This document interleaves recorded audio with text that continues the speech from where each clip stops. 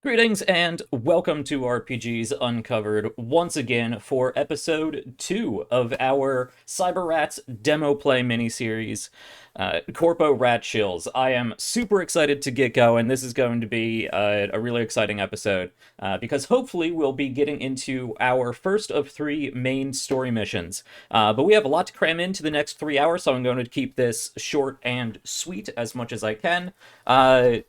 Hello, any new people tuning in. This is RPGs Uncovered. It's a series dedicated to showing just how quick and easy it can be to learn a new TTRPG, and we do that through tutorials, and well, basically tutorials and demo play. And you can read more about that down below. You can head over to Twitter. You can head over to our Discord, all of which is linked down below.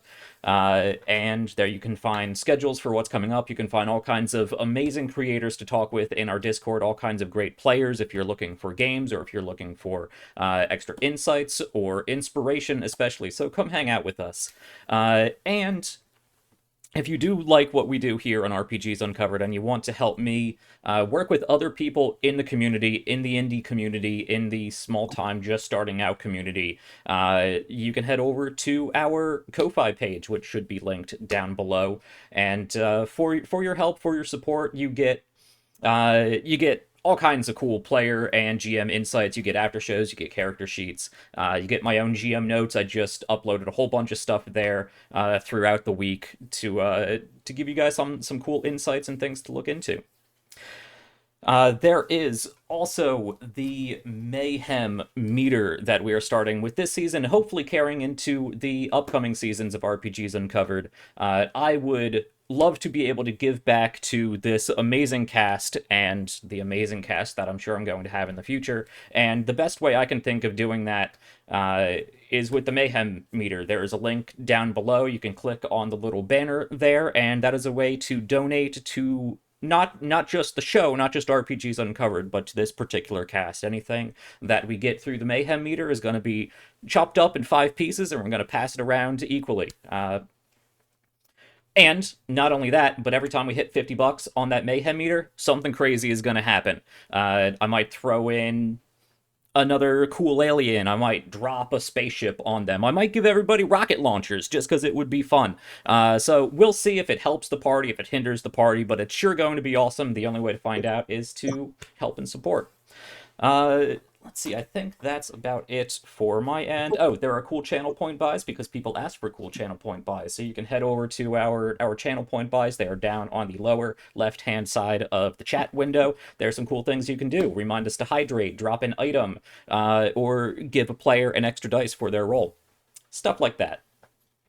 I think that is about it for me. Like I said, I'm trying to keep this short and simple so we can get into the game, and I will talk about more of what I have going on later during our outros and all that. But let me throw it to my amazing players so they can tell you who they are, where you can find them, and who they will be playing today, and then we'll jump into it. Let's start, as we always do, with the reason why we are here, the creator of this amazing game, Cyberrats. Alex, hello. Thank you once again for joining.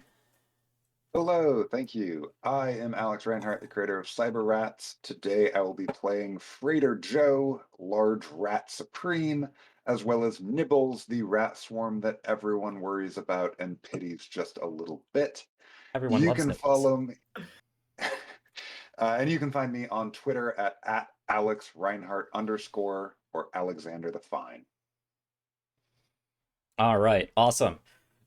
Let's move on to Q. Once again, hello, Q. Thanks for joining us.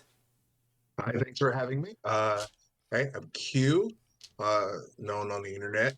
You can find me at midnight underscore Inc. That is INQ.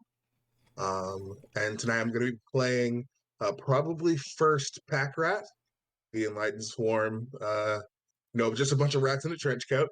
And I'm also going to be playing Hank, aka Henry Levi Razor. Just the goodest boy here for a good time, not a long All right, we'll see how long time. that is. Uh, yes, moving along, Aaron. Thank you for joining us. We are here for your entire mood, or I should say, Esme. So, I'm Erin. I will be playing Ash McDykel, Demolitions Expert, and Esme Vandervaan, Femme Fatale, and you can find me on Twitter at Vale's Edge Games. Awesome, awesome. Yes, I am looking forward to some booms. That demolitions expert, and rounding off our group with just an amazing person that I've played with before, and I'm really glad to have on this show, JD. Hello, welcome. What do you have for us? Thanks. I'm always happy to be here. Nervous about today, but I am JD. I will be playing likely first Ian, an enlightened rat swarm who is working to become the best professional thief that has ever existed, as well as Hayden, who is going to be a big star. And you can find me at JD, not Jason Dean, at pretty much all social media. All right, awesome. Yes, let me tell Nightbot to tell everyone more about all of you awesome people, and then we can get started. So today we're going to try to fit in as much as we can. The first episode was a great introduction to the basics of the game, basic combat rules, basic mission operation sort of scenario. So we're not going to focus as much today on breaking down every single role or going too in depth into the stuff we've already talked about. So it's going to flow a little bit better today, and we're going to have more role play, more immersion, stuff like that. But it's still a demo play, so I'm sure there will be plenty more to talk about and break down and demonstrate through this awesome game. All right, and I also finally got the ink I needed for my printer. So I have all my cheat sheets, and cheat sheets are super helpful for GMs.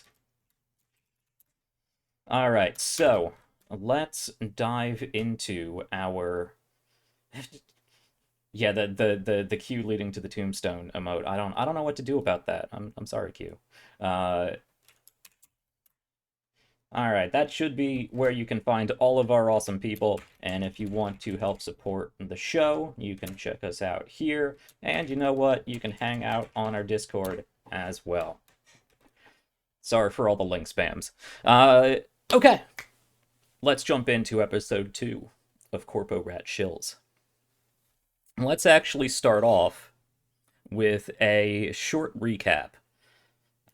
I like to, when I GM, me in particular, it's different for everybody else, but what I like to do is throw it back to my players to do the recap, to see what they really resonated with, what they think was important, what didn't really sink in, or things that, I might have thought would be important, but they're not focused on. This helps me tailor the game, not only the immediate game that we're going to play, but the entire series, specifically to how they're receiving it.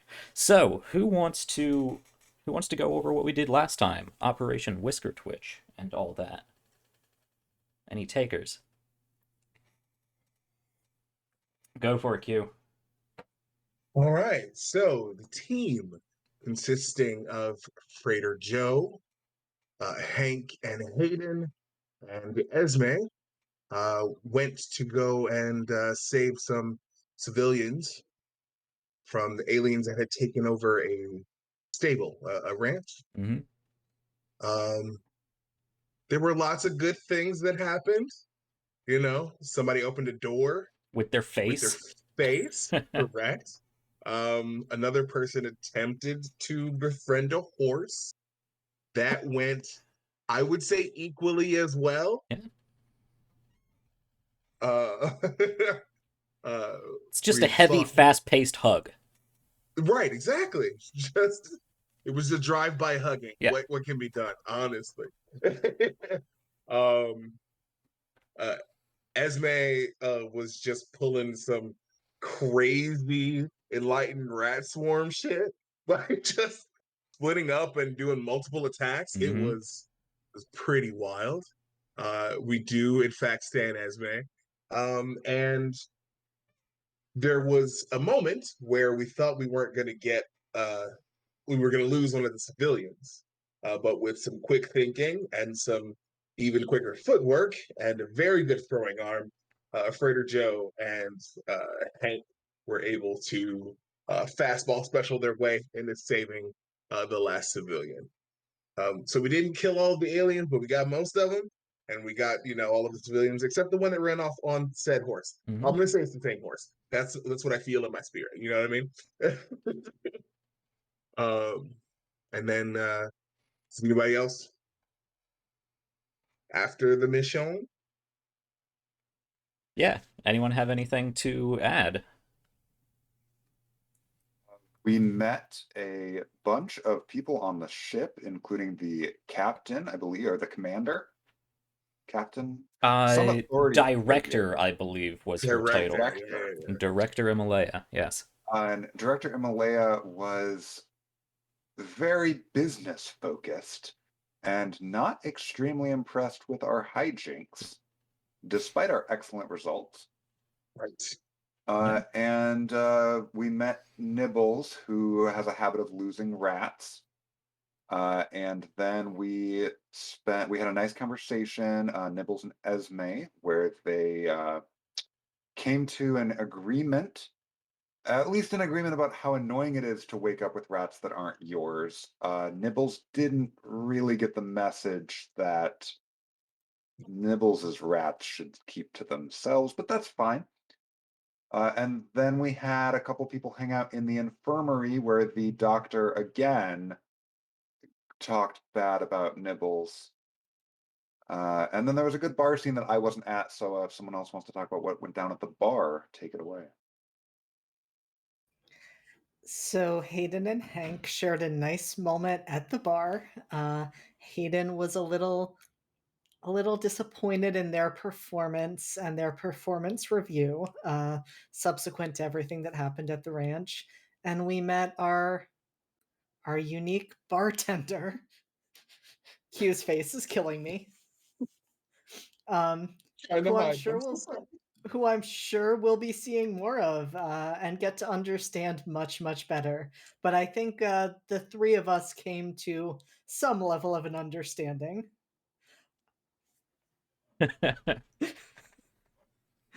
Correct. Bottle service helps. Yes, it does. Okay. Aaron, do you have anything to add to our recap? I think that mostly covered everything. Ian and Ash also had a moment because they are trying to decide which hacker they should bring onto the heist crew. Both of which were injured. Look like Nibbles, maybe.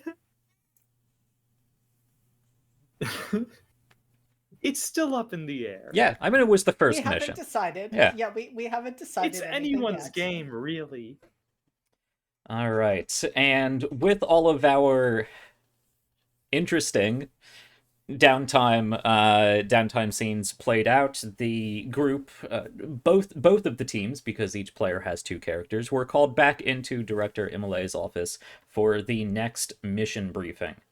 And that is where we are going to be picking up today. That is, however, after we assign downtime dice, which is something we didn't have time to squeeze in towards the end of the last episode. But during downtime, after performance review, when you give the players time to just talk amongst themselves, or characters time to just talk amongst themselves, grab loadout, grab gear, upgrade themselves, whatever it may be, it is also important, it's built into the game, to have every player have a downtime dice, a d6 that they get to award to any other player for whatever criteria they would like. So let's go around and see who is handing d6s to who. So let's start as we usually do. Alex, who would you like to give a downtime die to? This is so hard. I think I'm going to give it to Aaron for the excellent scenes with Esme, but it's a really hard choice. Everyone was so excellent. All right. Q, what about you?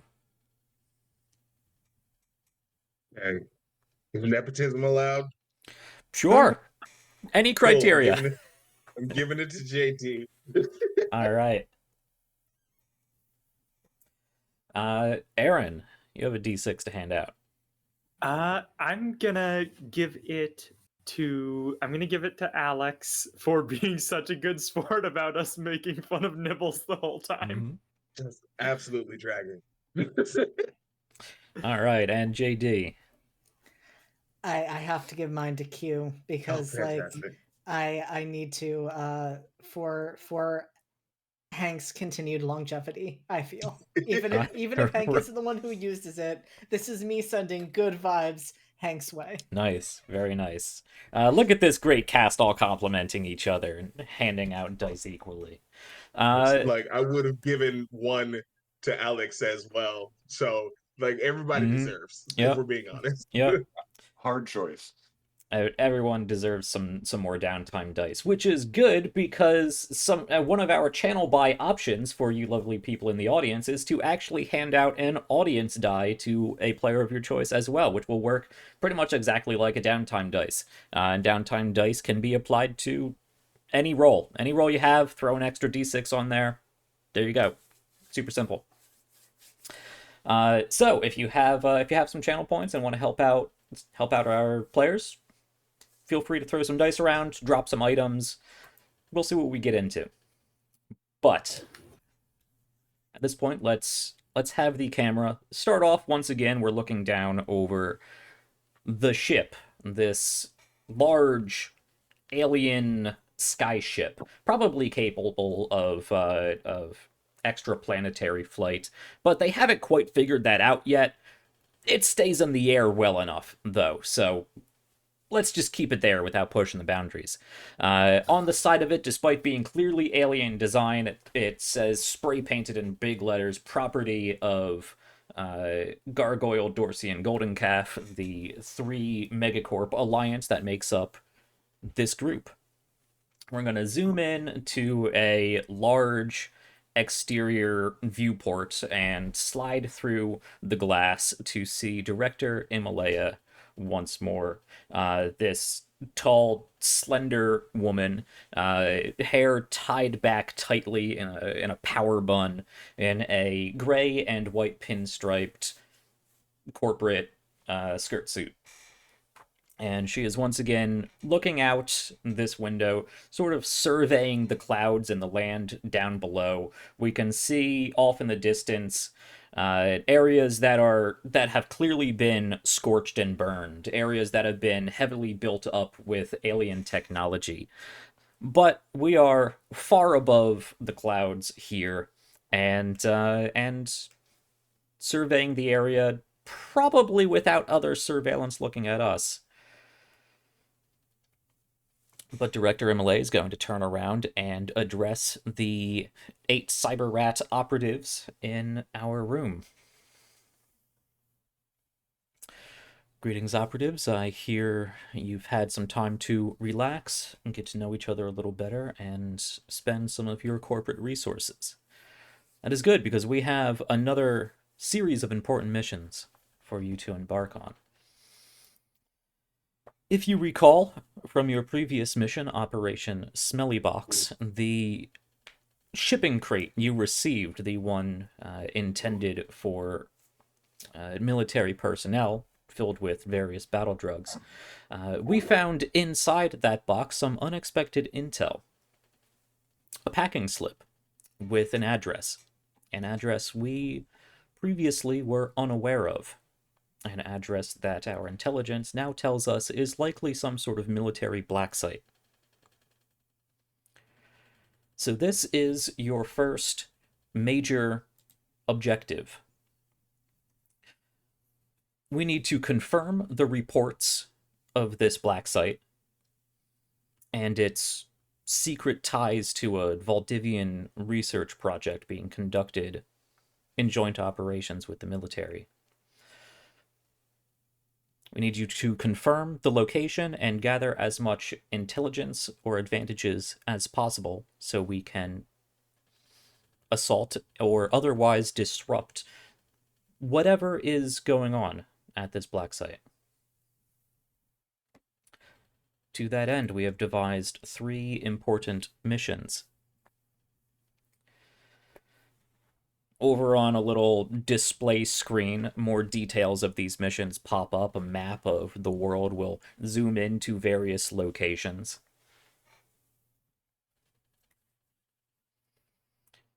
Operation Gorgonzola Blues is a mission against the Valdivian Corporation to extract a VIP, a key figure in a key figure related to this secret Valdivian project has expressed interest in defecting. He'll be meeting a number of high-end clients at a ritzy New York restaurant. We need you to go in and extract him, but it needs to look like a kidnapping. We need the clients meeting this VIP at the restaurant and the Valdivian agents on site as well to believe that this is, in fact, a kidnapping. It must be believed that he has been either abducted or outright killed. Obviously, killed would be an unacceptable failure for the actual mission objective. And of course, this is a civilian restaurant. It is advised to keep civilian casualties to a minimum brand exposure.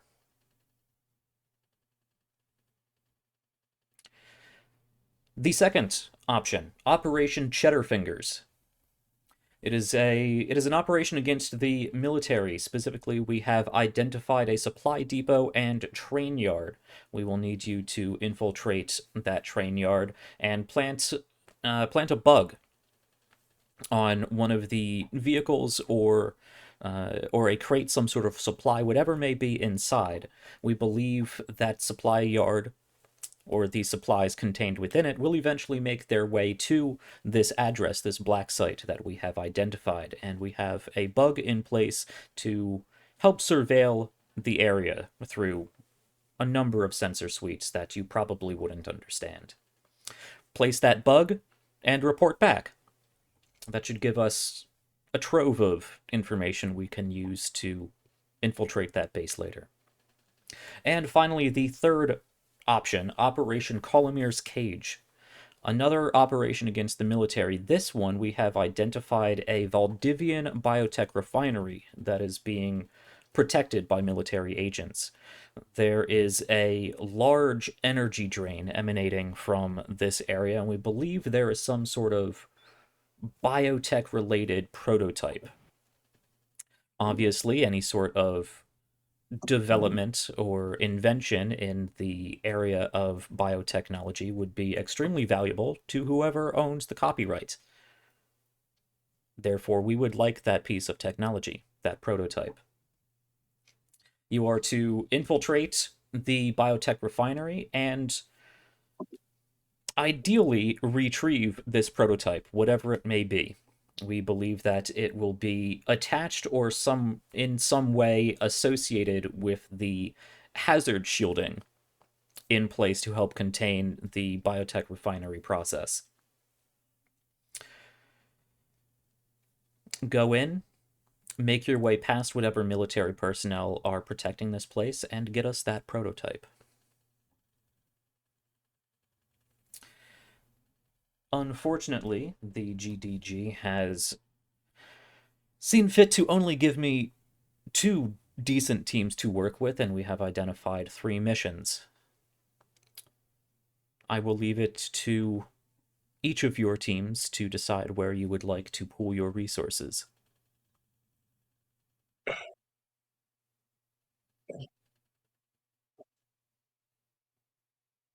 This is when you talk to each other. Thank you, Director. Glad to be of assistance. We appreciate your insight. So, we believe that the prototype mission seems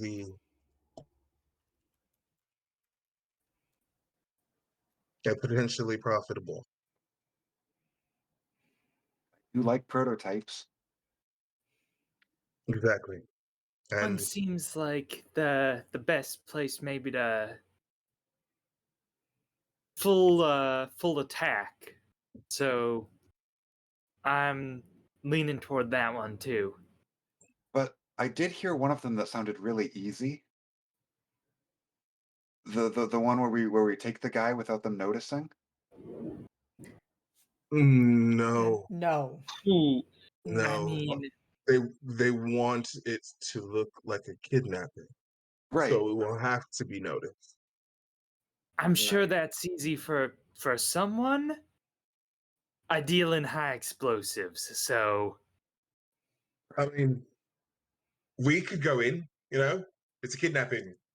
Big rats come into a restaurant. Ah, big and scary. Yeah. And then we take the person. I can carry a guy. See? Guy's like a Hank, you're box. so smart. I carry things. Yeah, I know. Yeah. Great idea. So yeah, me, Hayden, Hank. No, I'm Hank. Me, Trader Joe. Hayden, Name Trader tag. Joe. Yeah, nope, got it. That was me. I just wanted to talk about myself twice. Anyway, It does say yeah, Trader Joe, right? it does. That's what It they does It told say me. Trader. does. Yeah, you, Yeah, you're it good, says Freighter Trader Joe. Joe. It Okay. says Trader Joe. You're good. Yeah. So And Esme would be amazing. I I mean, think you will need a bit of discretion going in there while we get in position. So right, I think that I will have to come along. of course. yes, Esme, you're our VIP already. I don't know Well what that then, means, but I know Very, that's what Esme is. very important person. Yeah. Yes. Yes. exactly. Hayden, you're so pretty. That sounds like a good mission, and then the rest can go on the prototype blowing things up and etc. etc. Mm, What about the bug one?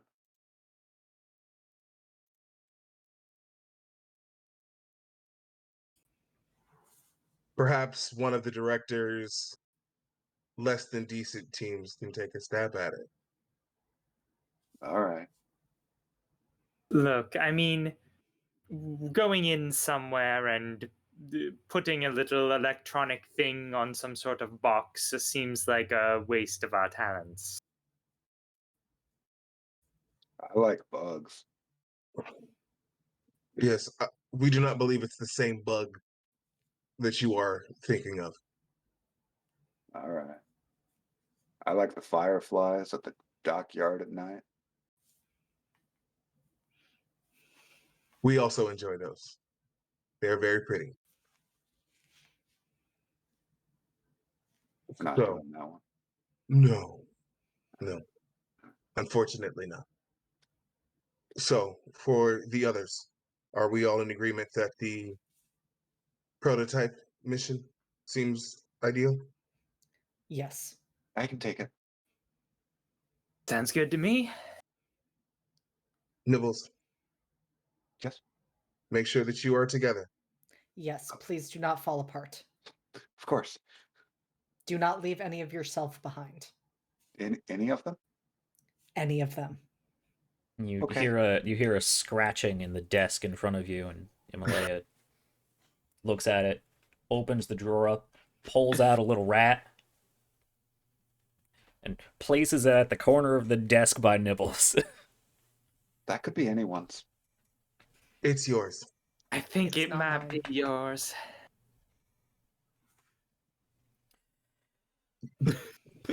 Well, it seems you are in agreement. Very good.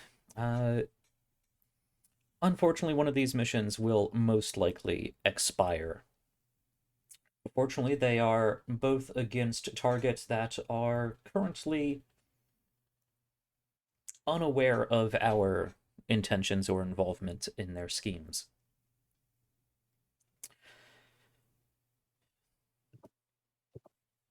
With that said, I will have further details passed along to Fruit Choose to divulge to you in flight. I give you the time until departure to make sure you are all in order. Director, a Yes. question. Who is How asking many this? missions sorry, how many missions before you treat us with any sort of decency? Decency. Well, we have here at GDG granted you a vast amount of resources and technology uplifting. I can't see how we could be any more gracious than we already have. You get the best Gracious of the and best here. Gracious and decent are not the same, but we understand. We shall do our best. Thank you, Director. Backrat's gonna turn and go. Awesome. Ignore him, Director. He just doesn't understand the pressures of the corporate decisions you have to make. She sits down and starts flipping through some paperwork. You sound like her. I'm sorry. You were saying? Oh, nothing. I'll be on my way.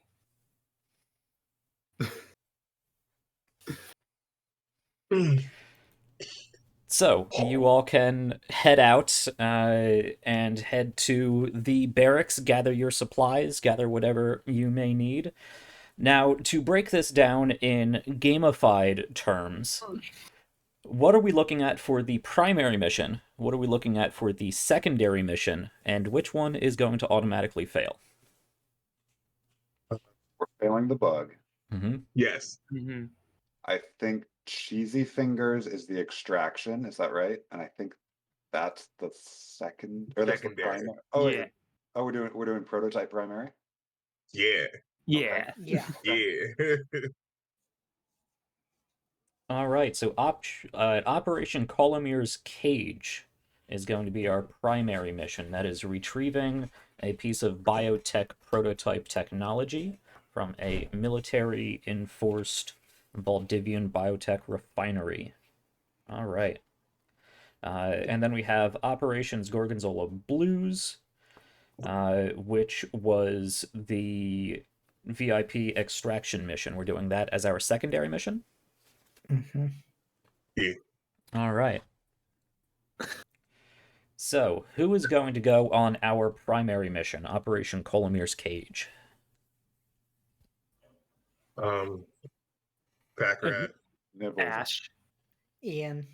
Cyberrat, Nibbles, Ash, and Ian. A full new team. Completely different team from what we saw last week. Awesome. Yes, for a little bit of insight to our audience, there is a good deal of strategy involved in picking your primary and secondary missions and assigning which operatives are going to go on those missions. Primary missions pay out more script at the end of a successful run than secondary missions. So anyone going on a primary mission is going to get significantly more script than anybody going on a secondary mission. So you can either have one really good operative that you throw most of your script into, or you can try to stagger those operatives primary, secondary, and make two more well-rounded operatives. And then, of course, there is the campaign tracker, which gets more and more difficult to manage as the game progresses. When you fail a mission, threat level goes up and victory meter goes up. The only way to help get those down in any reliable fashion is to complete those missions. We can talk a little bit more about that in a few more games when it becomes more complicated. Right now, both the military and Valdivian are at threat level 1, and the Valdivian victory meter is set at 2 out of 10.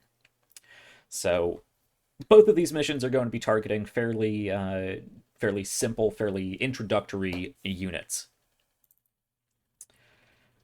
This brings us into our loadout phase. We just had our mission briefings, and now it is time for loadout.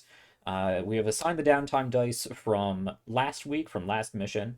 At this point, I'd like all of you awesome people to make sure that you have your characters their loadouts put together. You can have up to 5 powers active at any one time. I don't think that matters too much right now because you're still kind of baby rats, but good to know for the future. And you can bring along whatever items you may have, whatever items you have purchased with scrip, and each of those are one-time use items and then will replenish at the end of the mission.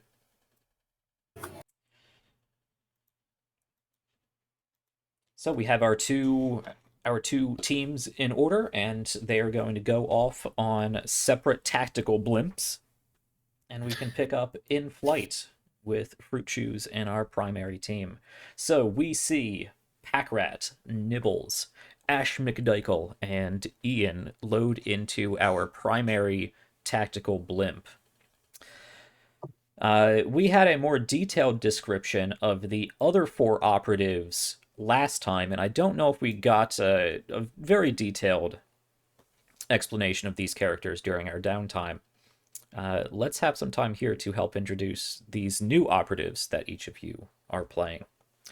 So we zoom out and follow our tactical blimp painted in sky blue camouflage as it moves across the sky to wherever it is going. And we can zoom in and see strapped to these really, really sturdy, heavy-duty industrial flight chairs, we see these 4 individuals. Packrat. Describe Packrat and what they're doing mid-flight. It's very strange. That's a strange visual. Just a bunch of swarms. It's strapped up. So Pack-Rats is a very tight cluster. Like, it's a very tight swarm of rats. They tend to keep all of themselves in except for when they need to move about. There are differences in color, though regularly appearing not with many details, but the sort of skin tone of the rat is fairly dark, and got gloves, got gear, a bunch of stuff. Seems pretty quiet and focused unless directly engaged with someone. All right. Who else do we have sitting beside Packrat? Nibbles, perhaps? Yeah, Nibbles would sit close to Packrat, so people can directly compare them. And Nibbles is a very loose swarm by comparison, almost entirely made of lab rats. So very white, just almost uniform color, but there's a lot of rats that clearly did not start in this swarm that have just come in over time. Wearing a lab coat, but every time the blimp changes at all, like any change in direction or speed, rats just go flying out. And there are 2 rats on the face of the swarm that are holding up one side of a pair of glasses. None of the rats are looking through the glasses, but this is what Nibbles understands a scientist to look like. Love it. Oh, I love it. All right, opposite this pair. Ash, how about you go? What do we see from Ash? So Ash is the only non-rat swarm in this group. She is an 8-foot tall mutated gray-brown rat. She's got a few scars just from training, like a little clip out of her ear. She's wearing the uniform, but then has a leather jacket over it. And she is actually sitting, unlike Freighter Joe was last time, actually sitting in the giant rat-sized chair. And she is also just strapped with a bunch of explosives. All right. And finally, next to Ash, we have Ian. Yes, the third of our enlightened rat swarms for this mission. Ian is grudgingly wearing the outfit required for missions, and I think unlike many of the others, he has not added any sort of adornment. You all know that, like, in off hours, he likes to wear like the skin type bodysuit of a thief, which looks a little strange when you are a swarm of rats constantly moving. Um, right now, though, he's in like standard clothing, and I would say his rat swarm is closer to pack rat in terms of being like more tightly together, but I think is in constant, almost restless movement. And he is just firing off question after question to Ash about the explosives that she's brought, what she plans to do with them, and is kind of also keeping an eye on the two hackers, just to see how they're doing, how things are looking, maybe making occasional comments under his breath to Ash about his thoughts on how they may be evaluating the two of them for this mission. Awesome. Um, I think it's important to note because thank you, JD, for helping me to remember this. Uh, while Ian is in constant motion, Packrat is still like his rats are just chilling, like straight up. Sorry, so that was it. Awesome. Okay. Fruit Chew. Neri Fruit Chews Grayson is going to come over the tactical blimp speakers. All right, operatives, we are coming in over our mission target shortly. We will be above a Valdivian biotech refinery. There is a massive tangle of pipe work that we are going to be able to drop you near that should be able to disguise your infiltration, at least in the short term. We have identified quite a bit of movement on the ground, so be careful about your positions. The energy signature in question looks like it is located somewhere between the large biotech fuel tanks. There is a short road between them and the main operations facility. Get in there and get that prototype.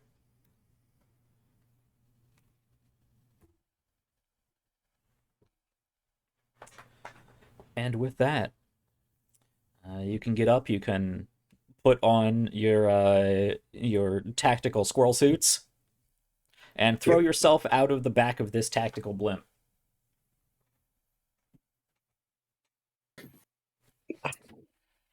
So we see our 4 operatives, 3 of which are rat swarms now in a squirrel suit, which is just fantastic. Flying over what looks to be just on the outskirts of some major city somewhere, though this major city looks like it's seen better days, but it's not currently smoking. You don't see alien patrols anywhere. It looks like this is an area that is somewhere on or at least near the front lines of interloper activity. And as we follow our operatives down on their descent, you can see written in large letters on a sign nearby, Valdivian Corp. And our operatives, as you fly down, it is dark out, and this is a nighttime operation, but this is also a big facility, a big refinery facility. I'm sure a lot of people have driven past these on the highway in the night. They are always lit up like Christmas trees. They have a number of lights all throughout the facility. So your descent is going to be heavily obscured. You shouldn't be noticed on the way down, but you're going to want to make it a quick drop. But once you are down in this facility, light shouldn't be a problem until maybe you get to the more open area between the fuel tanks and the main operations center. There is a not a large road, but a road definitely intended for like large semi trucks to come and go past. You will be dropping near a series of uh, pipes and reservoirs and refinery equipment. It is a massive tangle of pipework that probably spans a good 4 stories tall or so. And you can definitely see movement on the ground as you approach. All right. I got an idea if you're up for it. I love We're your listening. ideas, Ash. I brought some so my bet is the front is gonna be probably one of the most guarded places, or the actual entrances. I have some breaching charges, so I could make a door basically in something that was not a door previously. I love that idea. I love that for you. Do we know where the prototype is? No clue. As Uh, long as you don't accidentally Uh, breach the prototype, sounds good. It should be near fuel tanks. I believe was the readout. I don't remember that. Thankfully, you have us here. Yes, thankfully. Now, Right. with your explosives, I believe it would be good to see if we can disrupt their power source. Um, I mean, this just makes a hole. I assumed you had more than one type of explosive. I have Lucretia, which has explosive rounds. We may want to Then save that for the fuel tanks. But if Packrat, the prototype is near the fuel source, perhaps we do not.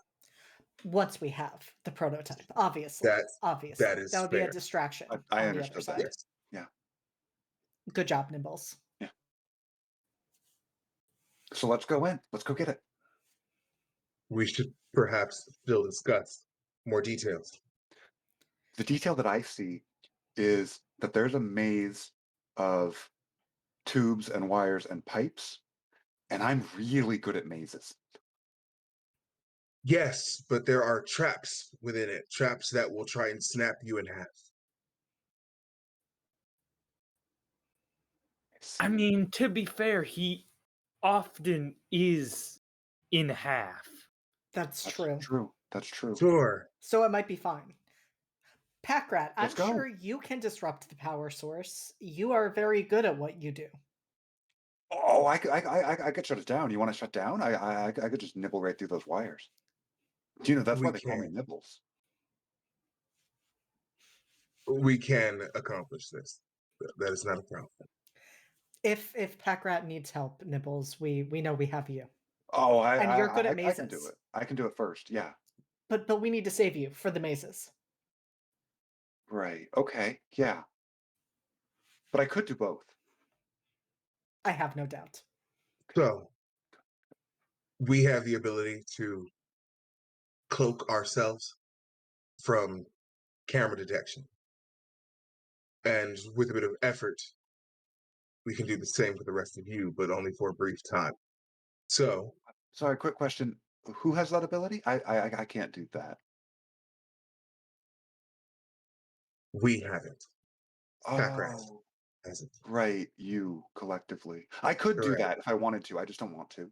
Of course. Mhm. Wouldn't want you to, waste such potential energy for mazes. Exactly. Yes. Same page. Precisely. We can do that. Yes.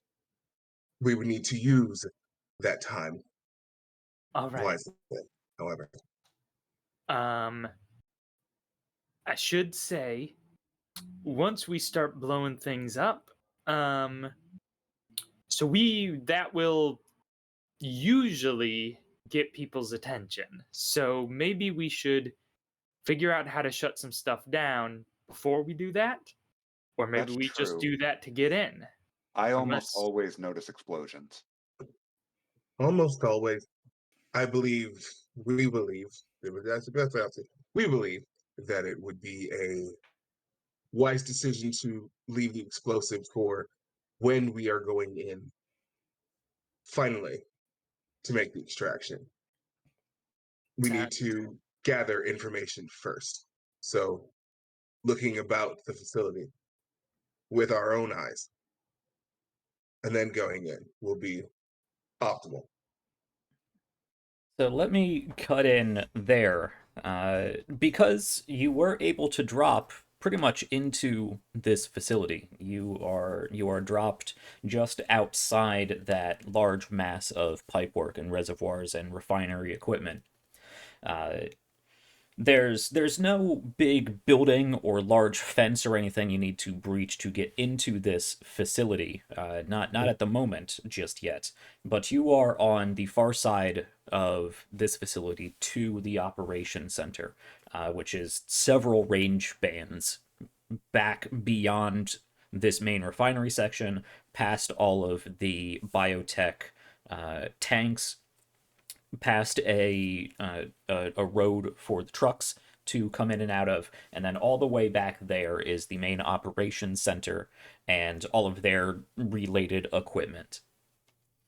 And your descent looks to have gone mostly unnoticed, but you did drop pretty much right at the edge of this facility, and there are personnel moving about. So you've had some time to discuss amongst yourselves, but if you stay here too long, just talking, working things out, a patrol may come across you. all right, let's get some rats up in those pipes. All right, let's go. Affirmative. All right. So, much like we discussed last episode, Cyberrats, once you drop into the mission, you play it out pretty much as if it was combat. And we'll see when actually combat ensues, but it's assumed that once the mission starts, you are in a hot zone. There will be enemies around for you to engage with, and there are enemies around that can engage you. So we're going to start off with the player phase, as we always do. All the players get to decide amongst themselves in what order they may go, and each player has 2 actions that they can use to either move or to shoot, reload, or interact with the environment in some way. And then the enemy phase will roll over. So I will throw it back to you guys. Feel free to ask any questions. Feel free to ask, hey, does this exist here? Can I use this? Be as creative as you want to, and the environment will shape into whatever is most interesting to you and this story. So who would like to go first and what they'd like to do? I'll take it. Nibbles. All right, what's Nibbles up to? Sorry, Pack Rat. I was a second too quick. Uh, Okay. so first I want to run towards these pipes. And then I have a question for you, Jack, because you told me I could ask, so I'm going to. Yeah, definitely. Nibbles is, like many people around the office, addicted to biotech. Of course. This is a biotech prototype of some sort. Can I sniff it out? Can I get a sense of where this is? I mean, this is a biotech refinery. There is biotech in some form, raw or distilled, everywhere. You smell it everywhere. So unless you have a more specific thing you're trying to sniff out. No, I mean, really what I'm asking is there any way I can make like a cyber check to really hone in on where we're going, the way out of this maze? Yeah. I will say you do notice as you're moving about that there are security cameras about, and Pack Rat identified this earlier and said that they might be able to do something about that.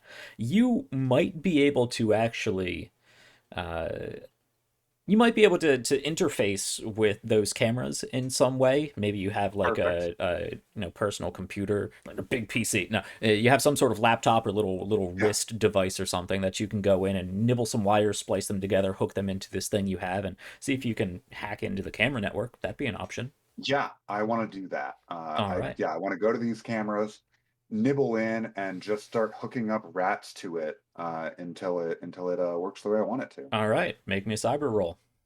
Okay, so I think an action die was redeemed for nibbles. Am I reading that right? Uh, Uh, yeah. It looks like. Uh, okay. Okay, so I'm taking my one extra die here, and Thank you, that Chloe. gives me a roll of 5. Awesome. That is a complete Nice. success. Okay, yes. Nibbles, you send some rats to chew through the casing of this box that's just above one of these cameras. They nibble some wires together, pull some of it out, and you have two little albino rats that run back to you with this little yellow cord that you can plug into your device. And what exactly? Look I want specifically to, for this device or get a yes, general layout of the entire area? nope.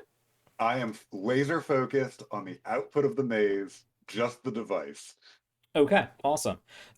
Yes, you are about two range bands away from the major biotech reservoirs, the major tanks. There's a series of five of them, and these are those big, like massive 3, 4 story tall, probably the size of like two semi trucks end to end, those big blue or white painted reservoirs. There's five of them stacked next to each other, and between them, there's two to one side, three to the other. Between them, you can look through the cameras and actually zoom in, and there is a little comparatively a little room. It looks like it was it maybe it was a supply shed, maybe it was some sort of like utility casing around a generator or something. But there is a faint green glow through the windows of this box. I say box, but it is about the size of like a room. And Right. you can see there's a number of cables and wires and tubes that are spanning over throughout the facility, but specifically to each of these five large tanks. And you can see it was almost imperceptible at first, but you can see surrounding these tanks and surrounding the pipework that leads into this refinery maze is this very faint greenish glow that just sort of oscillates and sheams as like dust particles move against it. But your objective seems to be there, right smack dab in the middle of those large reservoirs. Okay, I'm going to split, which gives me an extra action at the cost of some biotech, and say, "Follow me! I found it first!" Uh, And what make you one. Yep, what you go notice, ahead, sorry to cut you off, what you notice as please. you are calling on the biotech in your body, this Oh no. goo, this addictive goo that you are used to in imbibing, which gives you the strength to do cool things.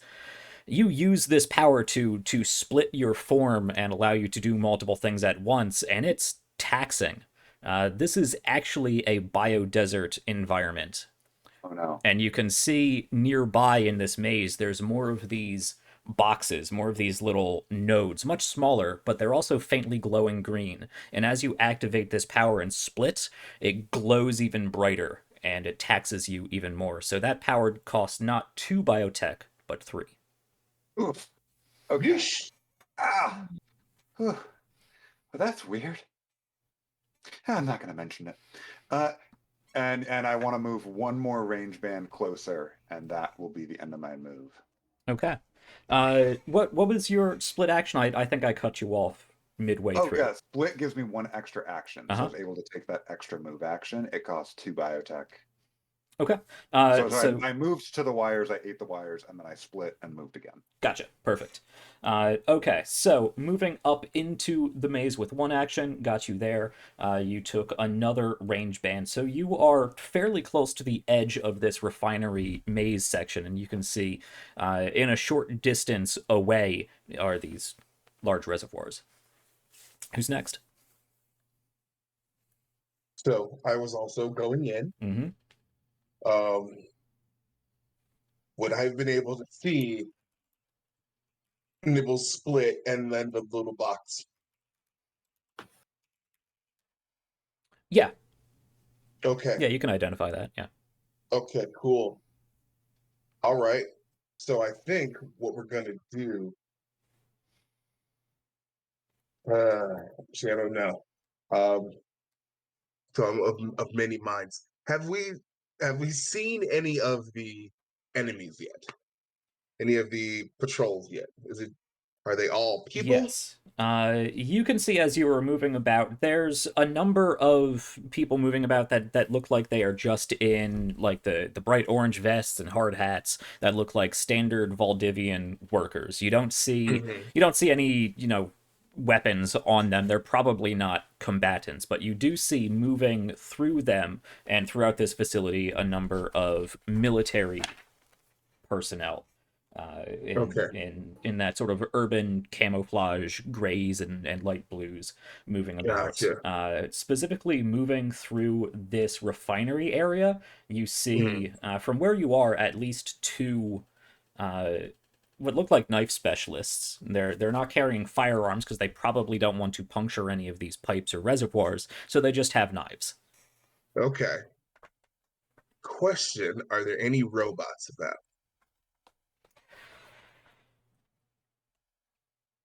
As far as robotic enemies, no. Are you looking for a? What are you looking to do? I'm gonna take one over. There are no robotic enemies. I'm not gonna use that power. Okay. So what I want to do, I'm gonna go back to the box. I would like to take the box. Um, you said it's a biotech desert. Mm-hmm. I would like to turn it into a biotech fertile crescent. um, so I want to hack the box and reverse its effect. Uh, you might be able to do that locally, or Sure. for within this range band, this close range band, I would say. But it's Hmm. certainly not going to be applied to any of the other devices throughout the facility. Um, Sure. I'm going to say you can make a roll to turn it off, but to make it sort of reverse polarity, you're gonna the roll would be at -1 die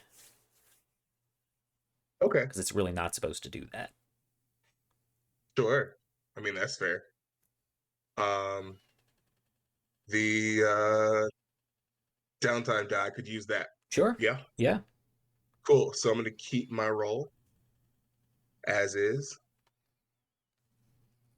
Oh, You got an action die. heck yeah. All right. Thank you, Chloe, for the action dice, Nibbles and Pack Cool. Rat. Hell yeah. Awesome. Awesome. Okay. So we're gonna go ahead and make that roll. I can see my whole sheet. I assume this is a cyber Ooh, roll. absolutely.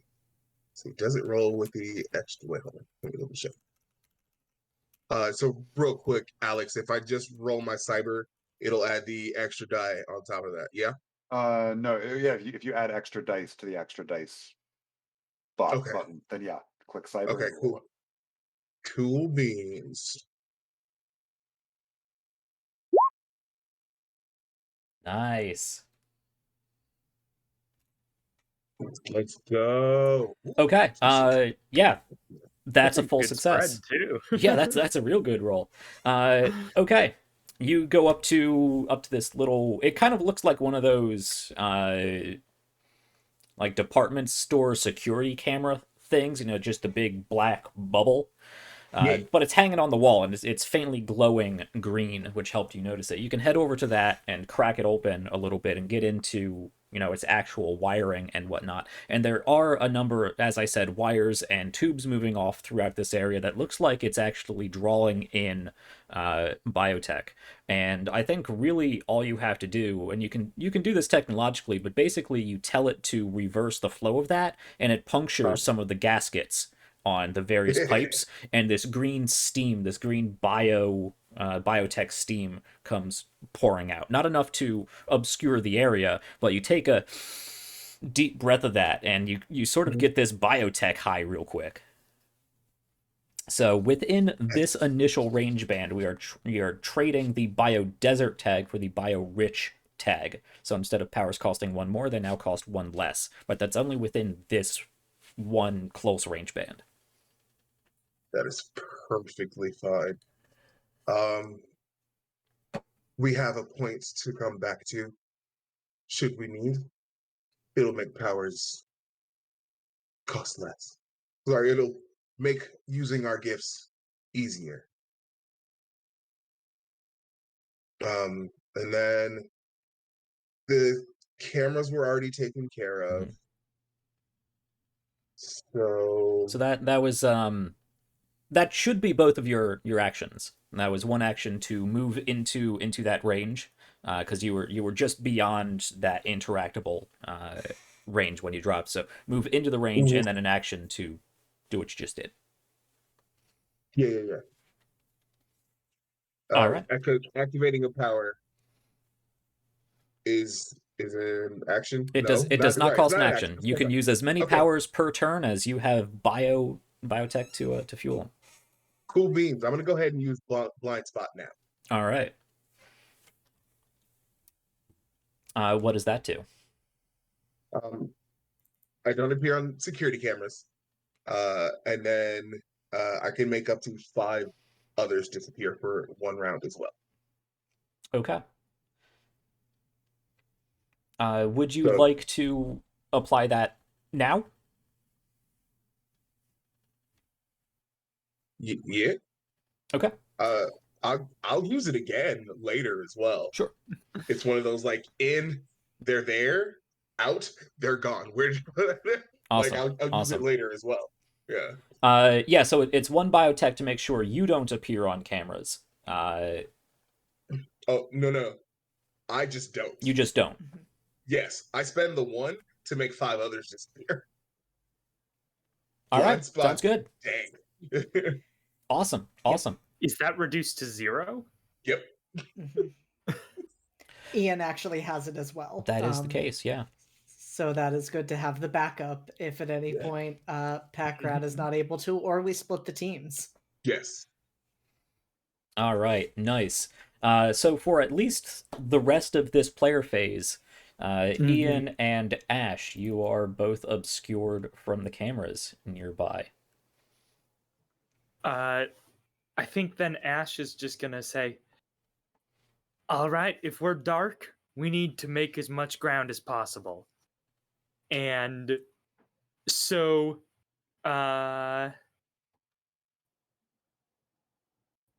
Nibbles made it to the facility, like where the thing is housed. Nibbles made it to the other side of this refinery area and is fairly close. There's a short gap, like another 1 range band into the large reservoir tanks, and between those is your mission objective. Beyond, even further beyond that, there is a stretch of roadway, and behind that there is the actual operations center of this facility.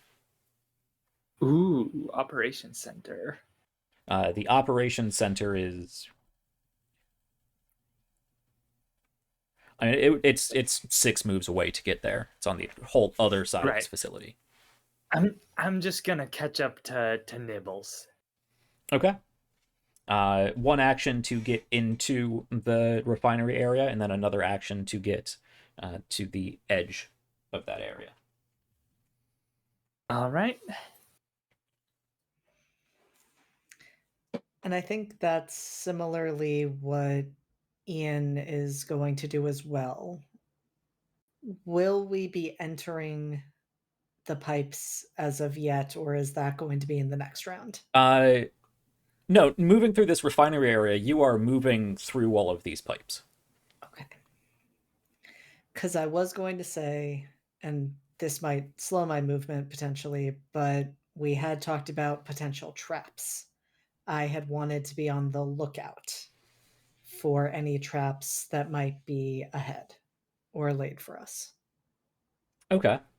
Uh, this this is something I think we can talk about in gamified terms because Cyberrats works a little differently than some other games that we may be familiar with. I know it's usually the rogue's job to every turn check for traps. Anytime you're moving through an area, check for traps. Traps aren't really a thing in Cyberrats. Okay.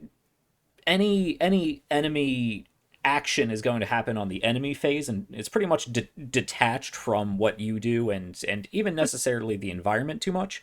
And anything that might be detrimental to you on your own turn would happen in result to you failing in action. So if you were to interact with the environment in some way and fail that action, that's when I could say, oh, there's a trap you didn't notice. Like if Q rolled a 3 when going through the biodesert thing, if he rolled a 3, if he rolled a complication, I could say, oh, there was a trap there you didn't notice. But until that complication is rolled, there's really no way to prevent that. That's fair. That tracks. Also, when Packrat was mentioning traps, that was an analogy for the people that were trying to kill us. Yeah, the traps are probably those guys running around with giant machetes. Yeah. See, Remember? Ian just assumed that was Packrat being like Nibbles. You wouldn't even notice. Like you would run onto the mousetrap, basically. Also that, but like they also literally meant, or they didn't literally, they figuratively meant traps when they're talking about people that'll cut Nibbles in half, quite literally. I will say, moving through this massive pipe work and refinery equipment, you could see there's a number of things that could potentially go wrong. Like, gaskets could break and start spewing oil or biotech all over the place. Like, pipes could burst and hot steam could come out. There's a number of things set up, but unless you're trying to interact with them in a meaningful way, you're probably going to be all right. Okay. That is fair and good to know. But Ian, I think we are on you. What are you using your 2 actions for? Are you just moving up with Ash? Yeah, just moving up with Ash. Okay. That is all of our players' action phase. So now we can move to the enemy phase. Starting off, we see if there are any conditions that need to be applied. There are not. And then we move into triggering reactions. So I get to activate up to 5 enemies because it's number of operatives plus 1. I am, however, going to keep that mostly to what is already predetermined. So moving throughout this area,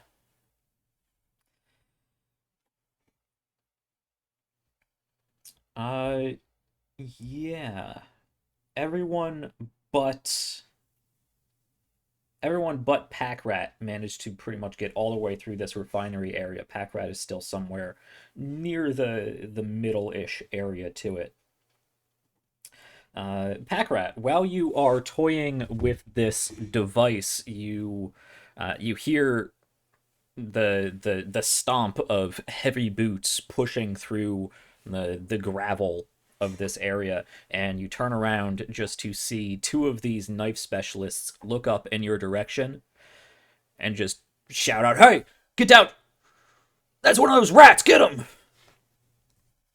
And they are both going to move into your close range. And let's check out my knife specialists. Now we are starting military threat level at threat level 1. And they have, well, we'll get to those tags when it's necessary. But they have some cool things to deal with. So I'm going to say they move up into close range. Yeah, these are close range knife specialists. So I'm going to have one of them run up and just stick you. Yeah, one of them is going to run up and sort of grab your ankle and pull you down off of where you are messing with this device, and is just gonna slash at you, and is going to cut you for 3 damage, Okay. 3 harm. Now, of course, you have Okay. defenses to go through. I sure do. Does it ignore my soak? With this knife, they have bleed and pierce, and I believe pierce ignores soak. Yes. It sure does. Okay.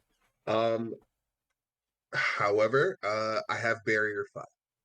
Okay.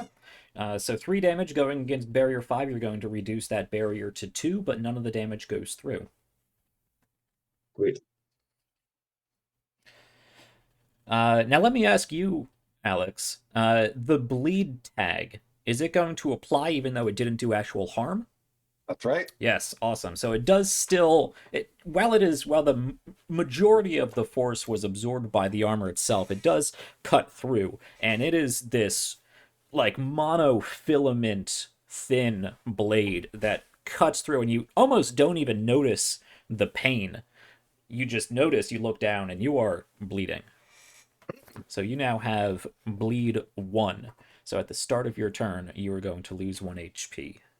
No, thank you. The other one is going to, both of them moved up towards you into close range with you. The other one, however, is going to use one of its moves, which is to bang its blade against a metal pipe. And it is just sounding the alarm. Ting, ting, ting, ting. Hmm. Let's see. Most unfortunate. Further into the facility.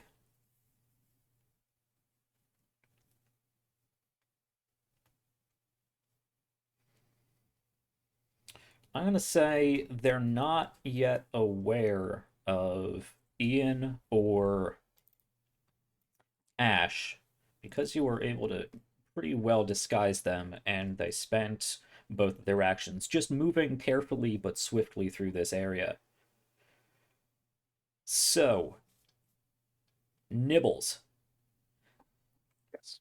As you finish toying with these cameras and run further afield, you notice that you forgot to disconnect that yellow wire that's connected to the camera unit, and you run, and it pulls out, and there's a spark, and one of these other soldiers that are positioned by these large reservoir tanks looks over. These are not knife specialists. These guys look like they're decked out in full military kit. And they're big guys. One of them is going to turn to you. They are in near range at this point. They're going to take a shot at you. So at near range, that is... Oh, wow, these guys are tough. This game is hard. It does 5 damage at near range, 4 plus threat level. Okay. But you have defenses. Awesome. Yep, I have 2 soak, and then 3 of that goes to my barrier, leaving me with 2 barrier left. Oh! Now, that would be awesome. That'd be great. These guys didn't have true harm. Oh, no! Oh, dear. Which means it bypasses soak and barrier, but not shard. So I have 1 hit point left, but all my barrier. No. Critically. My barrier's intact. All right. Ooh. You can only blame yourself, Alex. You created these enemies. Nibbles was like kind of like jeering when Packard got slashed, and then immediately cut down. Mm-hmm. Mm-hmm. All right. That is the only ones nearby enough to interact.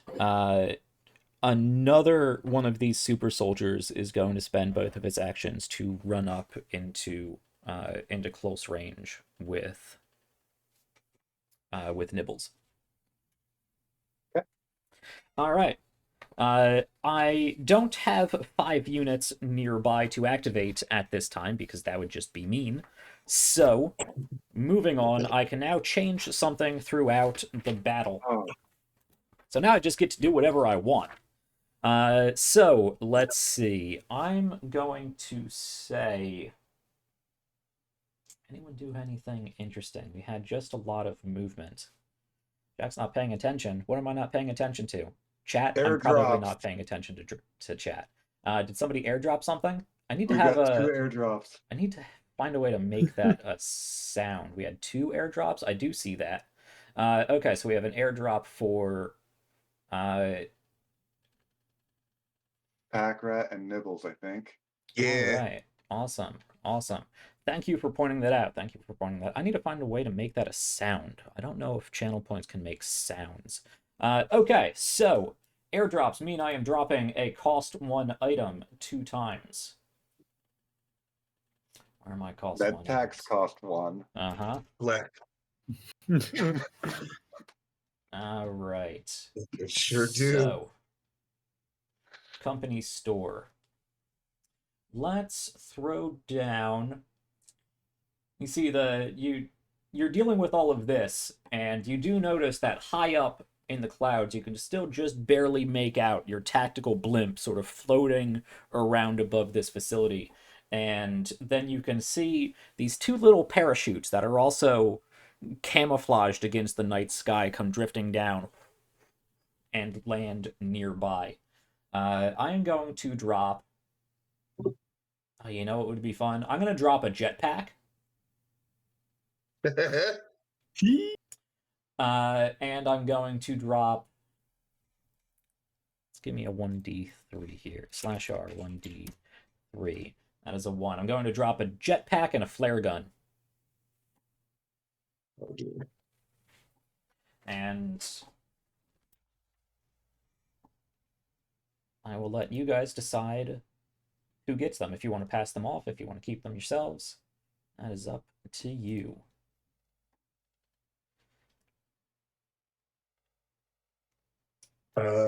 Pack rat, take your choice. You're up against the biggins. You take the jetpack. Okay. Yeah, I can do a bit if I can take the flare gun. All right. Sure. Okay, so Ash is going to take the flare gun, and Nibbles is going to take the jetpack. That's right. Awesome.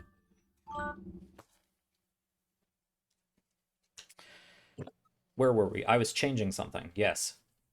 You can enable sound alerts directly via... awesome. Thank you, Chloe. Thanks for letting me know. I will make sure to turn that on. Okay. We'll see if we can do that during break. How is it 6 o'clock already?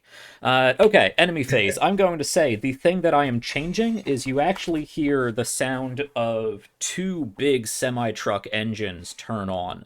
And the 3 of you up towards the end of the facilities can see that one was quite nearby, just on the other side of those big tanks, and is actively turning on. And looks like it's going to take off. You hear another truck somewhere off in the distance that you can't identify, but it'll probably be moving through this road shortly. So we have we're going to play a little game of Frogger, and you guys can decide how you utilize them, because there's 2 semi trucks that are going to be moving throughout this facility now. For better or worse. Generate drops. Nobody killed anybody, right? Nobody engaged Correct. with an enemy yet, so there are no drops to distribute, and no conditions to remove. So then we're going to move right back along to our player phase. And you guys can take it away. Ash is just going to say into her radio, Pack Rat, get out of the blast radius. Don't mind if I do. So should I go first then? Mm-hmm. Okay. If you go first, you're still bleeding.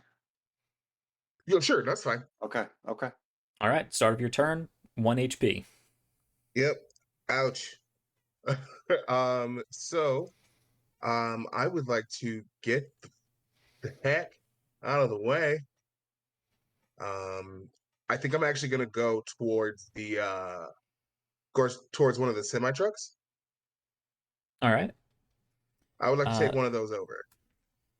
Okay. You were all the way back in this in the refinery machinery. It's actually going to take you. It's 2 move bands away to get to the truck. Actually, from where you are, I think it's 3.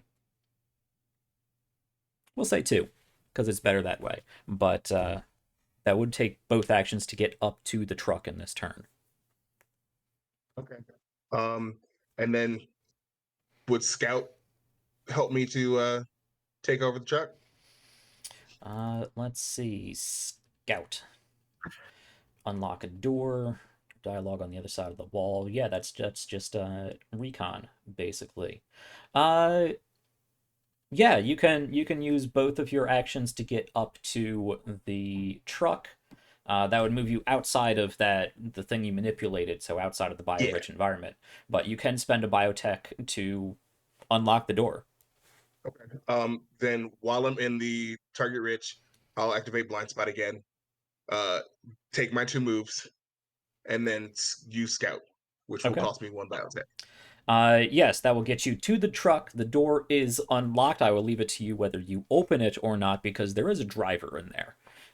Peeking through the window, you can see it just looks like this large, rotund, older guy. You don't see any weapons. Probably just a Valdivian truck driver, but he is in there. You're going to have to pull him out. Okay. Gotcha. Or whatever. Okay. Now, does this look like a... Okay, it's not an enemy. I just really want to use their power. I just want to take over the truck like Optimus Prime.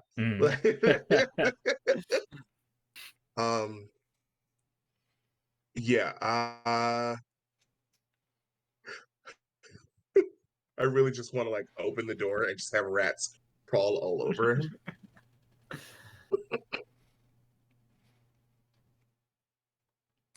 Yeah, if you want to just spill into the cabin of this truck, you can definitely do that. And then next turn, you can decide whether you're trying to remove him or subdue him or whatever you're trying to do.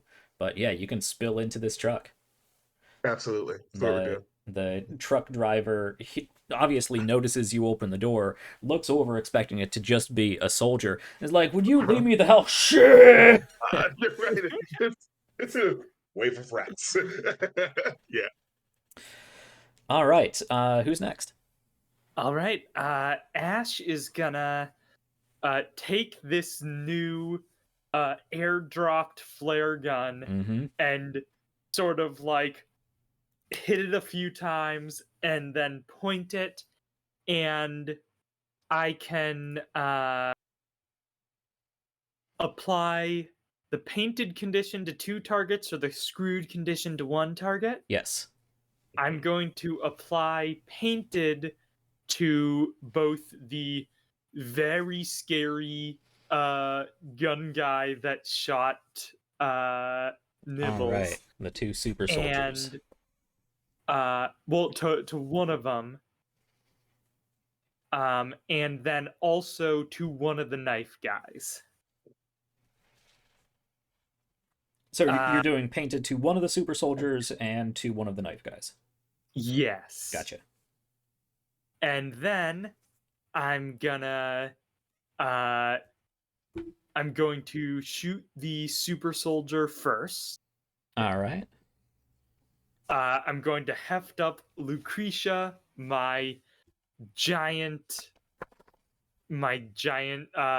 rifle with explosive rounds, and just going to fire it at the painted super soldier. All right. Now these guys do have keen as well, so you have to take a dice off of your dice pool. Okay, would that be, can I do negative extra dice? Okay. I can, apparently. In that case, I will actually not do negative extra dice because I want this to hit. Yeah, I'm gonna just I'm gonna use my downtime dice. All right. And then I'm going to shoot Lucretia. Awesome. So that's just a straight roll. Let's see how it goes. Yes. Nice. Very nice. That was a good use of that downtime die. Yeah. A 4 would have been a complication. Awesome. So how much damage are you doing with Lucretia there? So Lucretia is a 3 damage rifle. With also uh burst and boom. So burst is, are there any creatures close to that target? There is another super soldier. Right. So he takes 1 harm. All right. And boom doesn't apply unless the first super soldier dies. Okay. So you do 3 damage to the first super soldier. Mm-hmm. Okay. It has a soak value of 1, so 2 damage is going to go through and be applied to its shard. So its shard is gone, and it takes no damage. The other super soldier being hit by the burst, was it? Would take 1 damage, which is absorbed by its soak. Okay. Well, then I'm going to then turn Lucretia at the hopefully weaker knife guy. He was painted. Does that change stuff? Painted. The Yes, one of them was the first painted. guy was painted. Are you on this list? Take +1 harm from all attacks. So the first one, additional harm would just still be blown off by the shard. The second one from burst would take 2 harm instead, and that would destroy its shard. Awesome. All right. I'm gonna then shoot at the painted knife guy. All right. And does that one have keen, or is that just a straight roll? The knife specialists do not have keen. That is a straight roll. All right. That's another 5. All right. Nice. 3 damage that's to gonna- them. 3 damage to 4 damage because that one's painted. The first Yes. one is. And then the other one takes the burst damage, the 1 damage. Okay.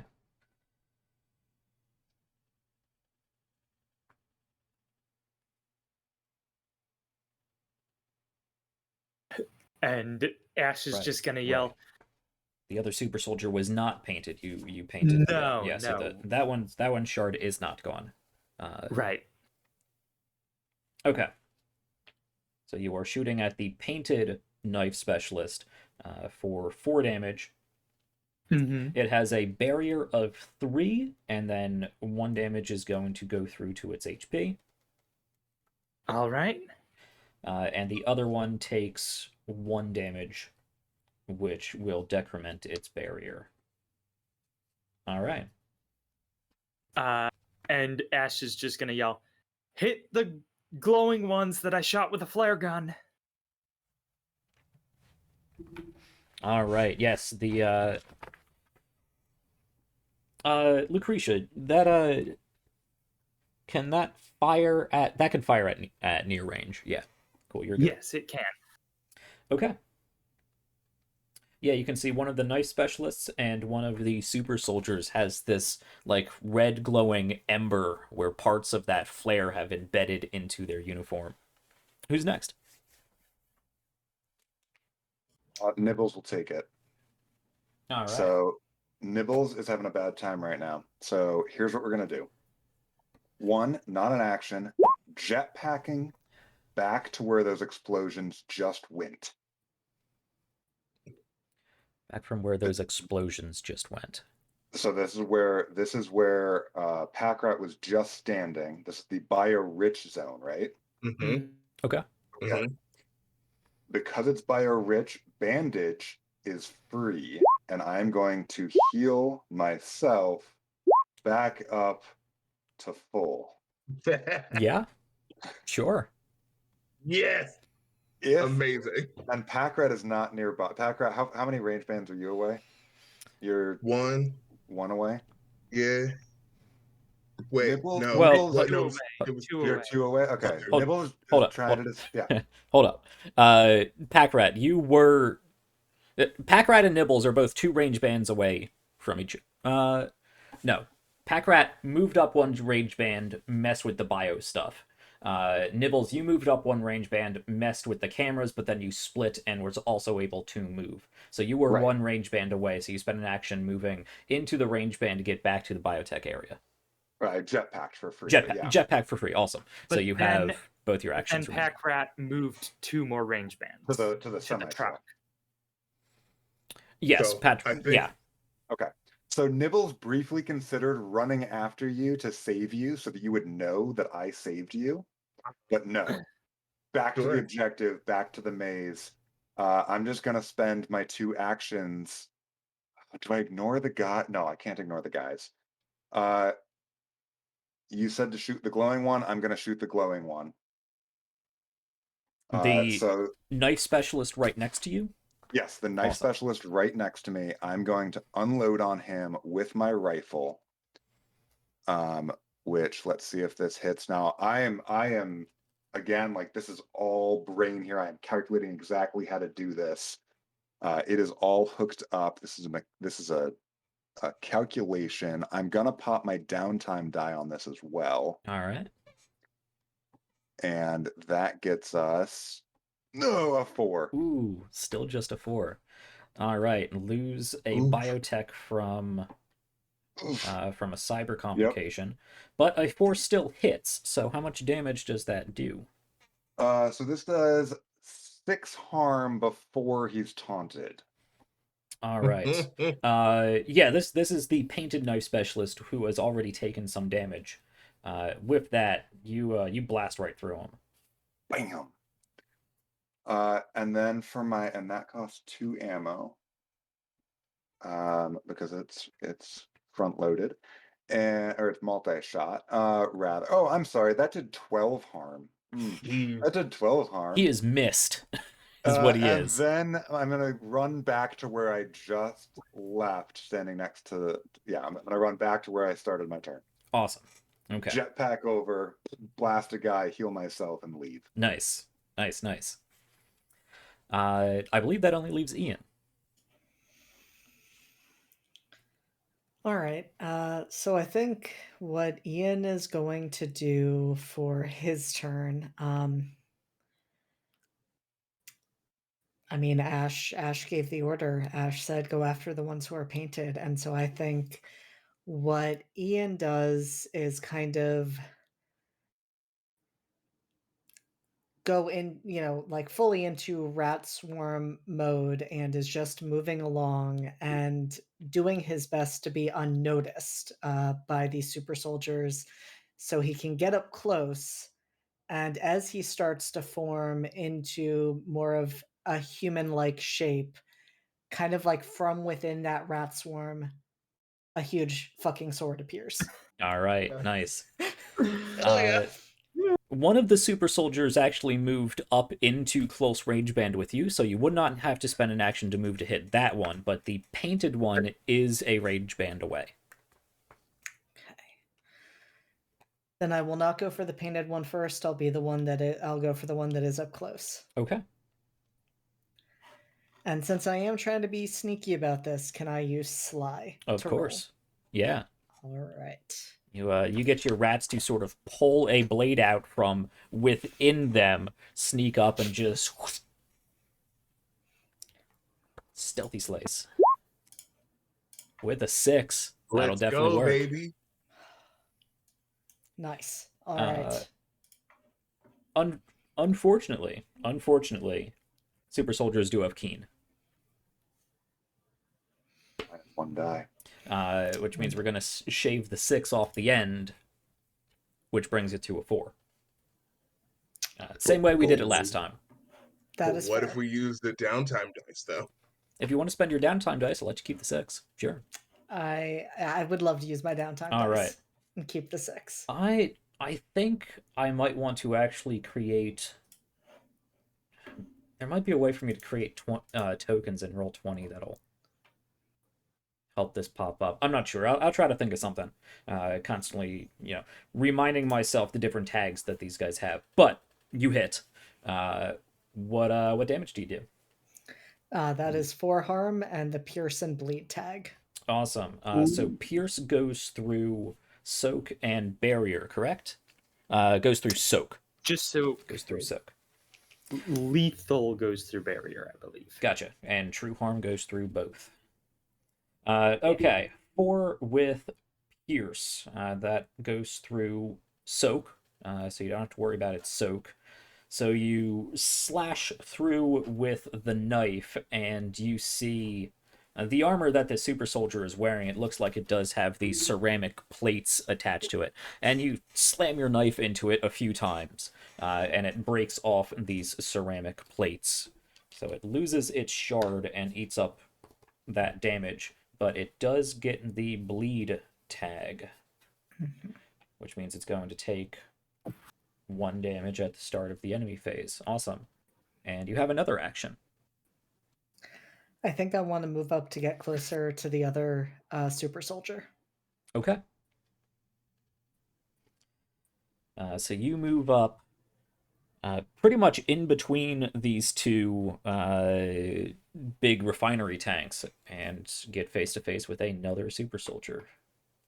The painted one. Okay. That is everybody's actions. All right, back to the enemy phase. This guy's going to take damage from bleed. That should be all of the upticks I need to worry about. Then they get to go. We haven't taken anybody out, so I still have these 4 individuals to work with. Let's see. No, one of the them- knife guys got evaporated. One of the knife guys Yeah, got he got evaporated. missed. Yeah, he got misted. Yeah. Take that cross out. Even thicker. All right, so I got 3 guys to work with. Nobody is in close range with the knife specialist, but it is going to use its move to move back up to Nibbles after he misted his friend there, who was really just doing his job on patrol duty, and now is not going to get to go home and enjoy a nice microwaved meal in front of a television. But he is going to run up and try to gonna run up and yeah, it's just gonna stab you. So Nibbles, take what is that? That is, yeah, at close range. He can move into close range. That is 3 damage, which bypasses Soak. My barrier will take it. We're good. All right, and it And I'm applies bleeding? bleed 1. Yep. Yeah. The super soldier.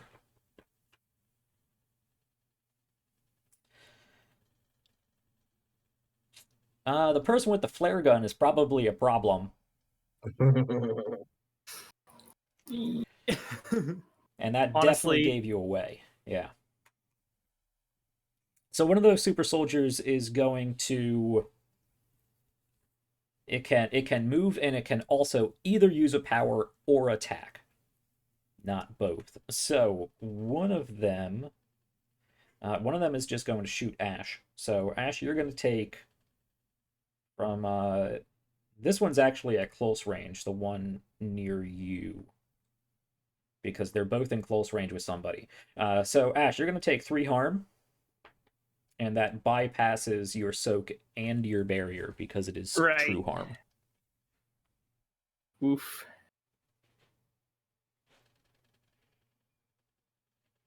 And it just means I got my barrier for later. Mm-hmm.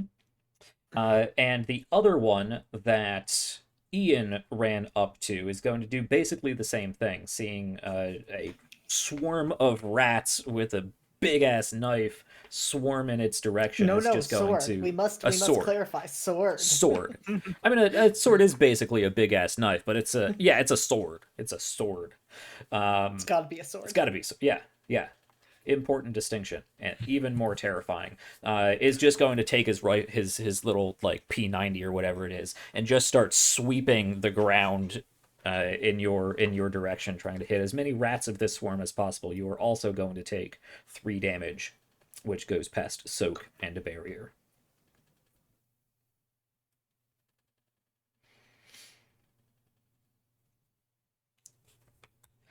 And then Where's the driver's side on this? Okay, you're protected from that pack rat. But Ian is not. Ian, as you are trying to form yourself back together around this spray of bullets, you get back into form well enough to notice that there is a bright red glowing dot right at the center of what would be your chest. Cool. You can follow this beam and look up, and there is a sniper on top of one of these tanks, and it has you painted.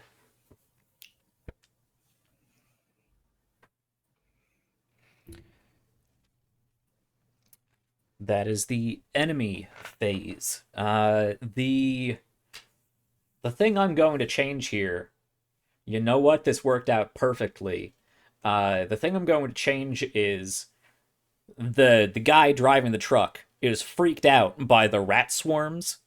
The rat swarm that just piled on top of him, and in reaction is just going to stomp down and push, but he stomps down on the gas pedal, and this truck starts taking off.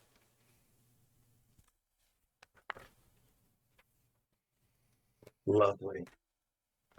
Just like Pack Rat to leave a mission. So Packrat, you are quickly moving away. I haven't left yet. So how many bands does this action get? Well, we'll get to your turn in just a second. Okay. I'll say it is a truck. It is a semi truck. These guys don't take off quickly, so it's only going to move you one range band, but that's going to increase up to 3 over the next few turns. But you'll probably crash into something before then. But to complete the enemy phase, we need to look at drops. One of the knife specialists was killed, so I got a D6 that I need to roll. For military, that is a 1, which means it drops a biotech replenisher. And any of you guys can claim that. Who wants some biotech? Bulls won't say no. You used some, yeah? I haven't used any. I used 1. I'm down 4. Go for it.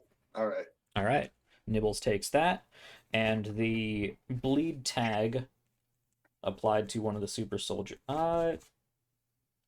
Bleed does bleed go away on its own? It doesn't need to be healed. It can be healed before it goes away on its own. It goes away from them on From its them. own. For players, you have to heal yourself. That's Gotcha. All right. So it ticks away for the super soldiers, or the super soldier. Painted. Does painted disappear? It doesn't say it does. Yeah. Mm-hmm. Basically, all conditions. Okay. Decrease by 1 or go away. Okay, so the painted is gone, which only applies to that one super soldier at this point. Awesome. Back to the player phase. Who's up? So I would really love if this guy was no longer in charge of this semi truck. Okay. How would you like to accomplish Make that? it so. Make it so. Goodbye. You just want to form together and kick him out of his truck? Yeah. Okay. That sounds like a smash action.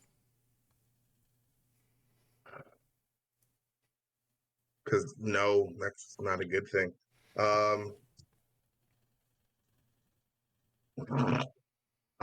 Let's see. I don't know, huh? He's a big guy. It's going to take some force to push him out unless you can get more creative with your other 2 attributes. If you need some time, we can move to another player. But no, it's okay. So what we're going to do instead, sorry, guy, but you're in my way. Collateral is a thing. Pack Rat is going to form. All right. And as they do, there's a gun right here. Pat. Okay. Pat. Yeah, this is an unarmored, untrained civilian. I'm going to say it uses your action to do so, but Yeah, you can. I'm not going to make you roll to attack there. Well, Thank you. no, you do still need to roll for complications. It's gonna. Okay. Yeah. So yeah, roll something. Okay. My gun is precise, so you get an extra die. Yeah. I got a All right, 5. not a problem. Yeah, you reform just like you said. Quick bullet to the brain pan, and he slumps over, and you can just kind of nudge him after a little bit out of the truck, and this big guy starts Yeah. rolling Just past kind as the truck is still going. That's one action. of. Okay. So we were moving one back. You are So moving the lateral away from pretty much everything else. okay, lateral away. I had to move twice, so was I in close with the refinery? Like with that little room where the tanks are? You would have been, you are no longer. But Because I'm you moved. near. You are within near range of that, yes. Cool beans. Window down. Gun. I cast bullet. Okay. I will remind you the primary objective was to retrieve this piece of technology, not to destroy it. I'm aware. I'm not gonna destroy the tanks. I'm precise. We got precision in this hole. You know what I'm saying? Sure, yeah. So, And it is and inside a building. right. There's a sniper. There is a sniper on top of one of the reservoir tanks. Okay. I will Yeah. say, what sort of weapon are you using here? It's a handgun. Yeah, It's got a near range. it says yeah, near range. But that's anywhere in a body-sized area near range. I was gonna say if you were using like a rifle or something, you could like pick off the lock, but Yeah. that's a real that's a real Right, okay. pinpoint thing. Then there's still one of the armor dudes, yeah? There are 2 super soldiers which are within that close general vicinity of that item. There is a sniper on top of one of the tanks, and then there is still a knife specialist, but that is at far distance from you at this point. Okay. Then I could still probably hit the uh one of the one of the super soldiers? Because Yes. that's big dude. Cool. Yeah, then I'm gonna go for one of those.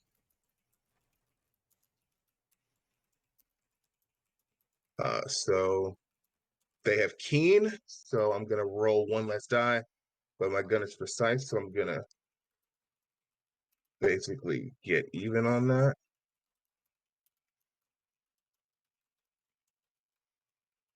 All right, and this is just like using my rats to angle properly and like get the right trajectory as we're driving. Mm-hmm. Shoot, and we're gonna hope for the best.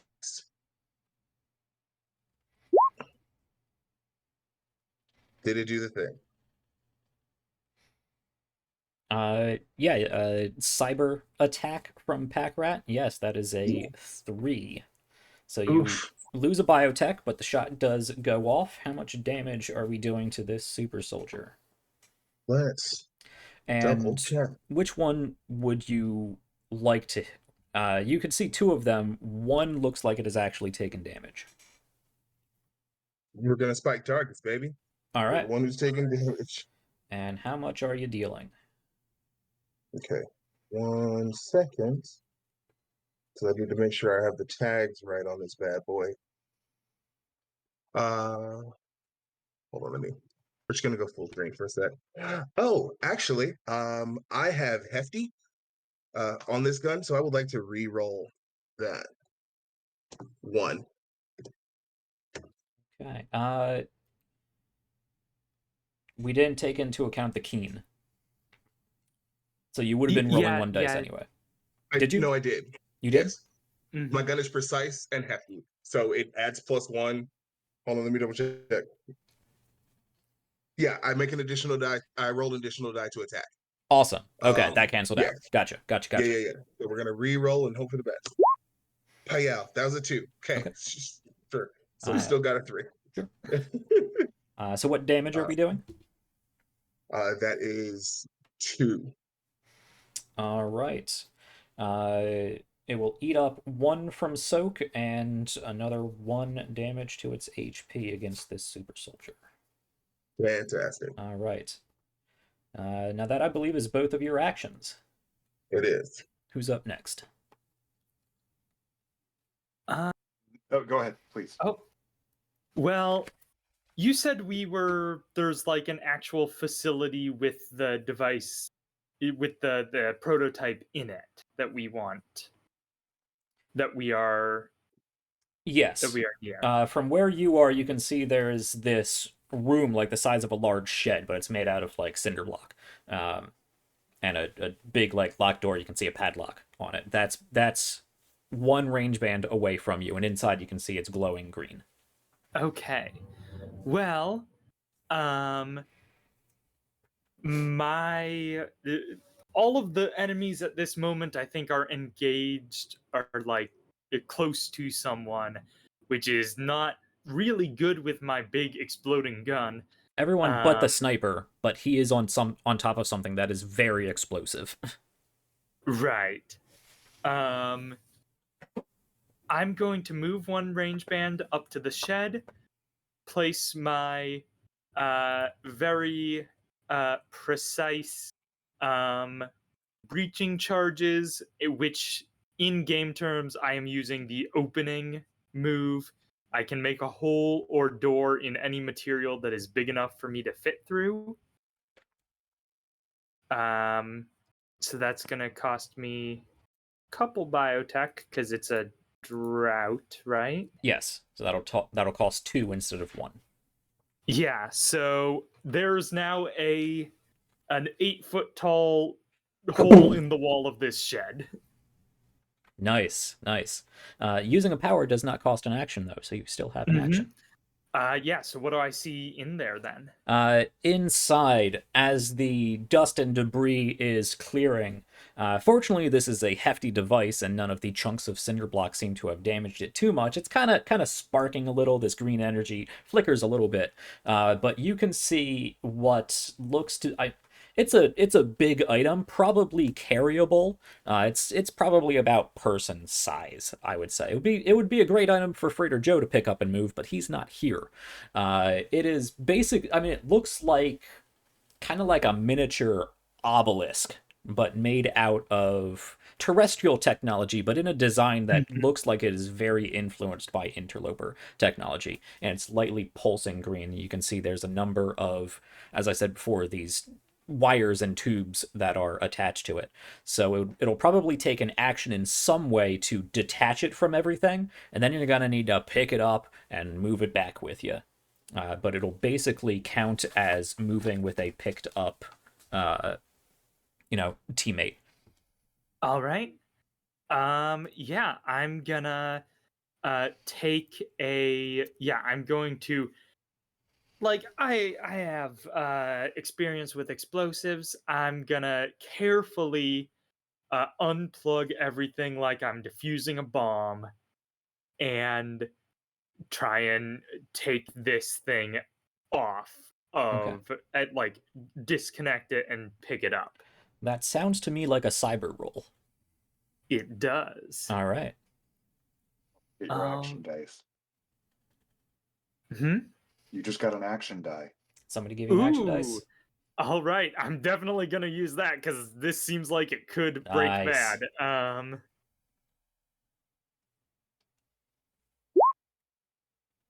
Perfect. Yes, it didn't roll the extra die, but okay, it's a 6. I can't get better than that. All right. Yes, you quickly run inside, and you might not know the underlying technology to it, but you know points of failure when you can see it, and you can go in and you can quickly start detaching things. So while everybody is doing their own thing, you're inside detaching this. Awesome. Go ahead. And I think then I'm just gonna say, all right, bring the car around. Okay. Yes, you can see, everybody at this point can see that the energy fields that seem to be around these big biotech reservoirs start to flicker and begin to diminish. They're not gone yet, but they're diminishing. You can still see a few of these like mall security domes that are still glowing green, however. Who's next? Nibbles is gonna get this job done. All right. I'm running. I want to get the thing. I want to move. I think I'm one range band away from the thing. First action, move there. What do I see? Well, you move up into this small building. There's rubble all over the place. Ash is just at this point finishing detaching the last bits of this piece of equipment. You Right. see, as I saw before, large, about person-sized obelisk, probably quite heavy. But moving up into that, you did have to move past one super soldier that was pretty much right up with you and Ash, and nearby, or I should say close by, is another super soldier squared off against Ian. And you would be able to see as your teammates point it out that there is a sniper just up there. Yeah, sniper at far range probably. The sniper, I'm going to say, is in near range, but it's near range lengthwise, not Okay. So not an action. y-axis. I am going to spend my last 3 biotech to heal and stop bleeding. It's still a bio desert, I believe. Correct. So that costs 3. I'm no longer bleeding. And I am going to shoot the sniper. Okay. Let's see if this works. Again, calculating my angle. Which is very important. Nice. 6. Nice. Yeah, that could go bad, shooting a sniper on top of what is essentially a gigantic biotech bomb. But you pull it off. This, and that is 6 harm. That is 6 harm to the sniper. Snipers have soak of 2, so it is going to eat that 6 down to 4. It has no other defenses, so it is going to take 4 harm. All right. For transparency to our audience, because this is a demo play, the sniper has 4+ threat level HP, so 5 HP right now. Unfortunately, it is just hanging on. Okay. That was an action to move up, action to fire. Ian. Yeah. So the first thing Ian is going to do is use biotech to use bandage to heal himself. All right. Because let's before things get even worse, as I know they're about to, let's try and get my HP up a little bit. All right. That is going to cost you 2 instead of 1. Yep. And then I think, okay, this is probably a really bad life decision, but I think what Ian wants to do is just disintegrate into the swarm and start climbing the tower that the sniper is on. Okay. Okay.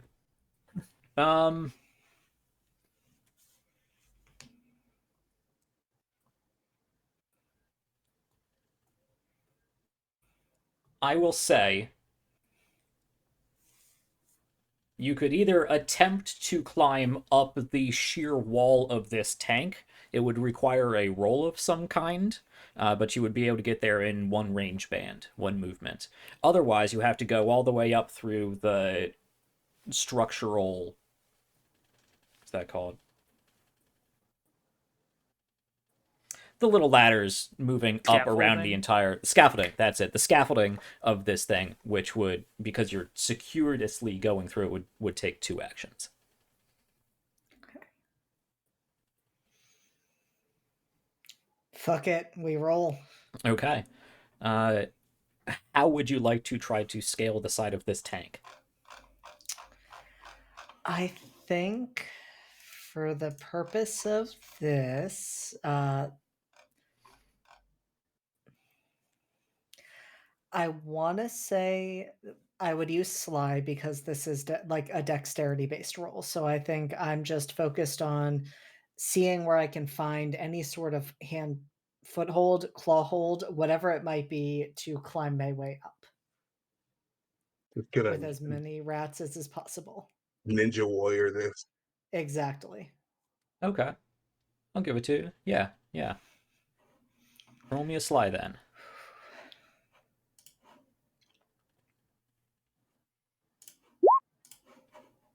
Well, all right. Yes. You guys are rolling well today.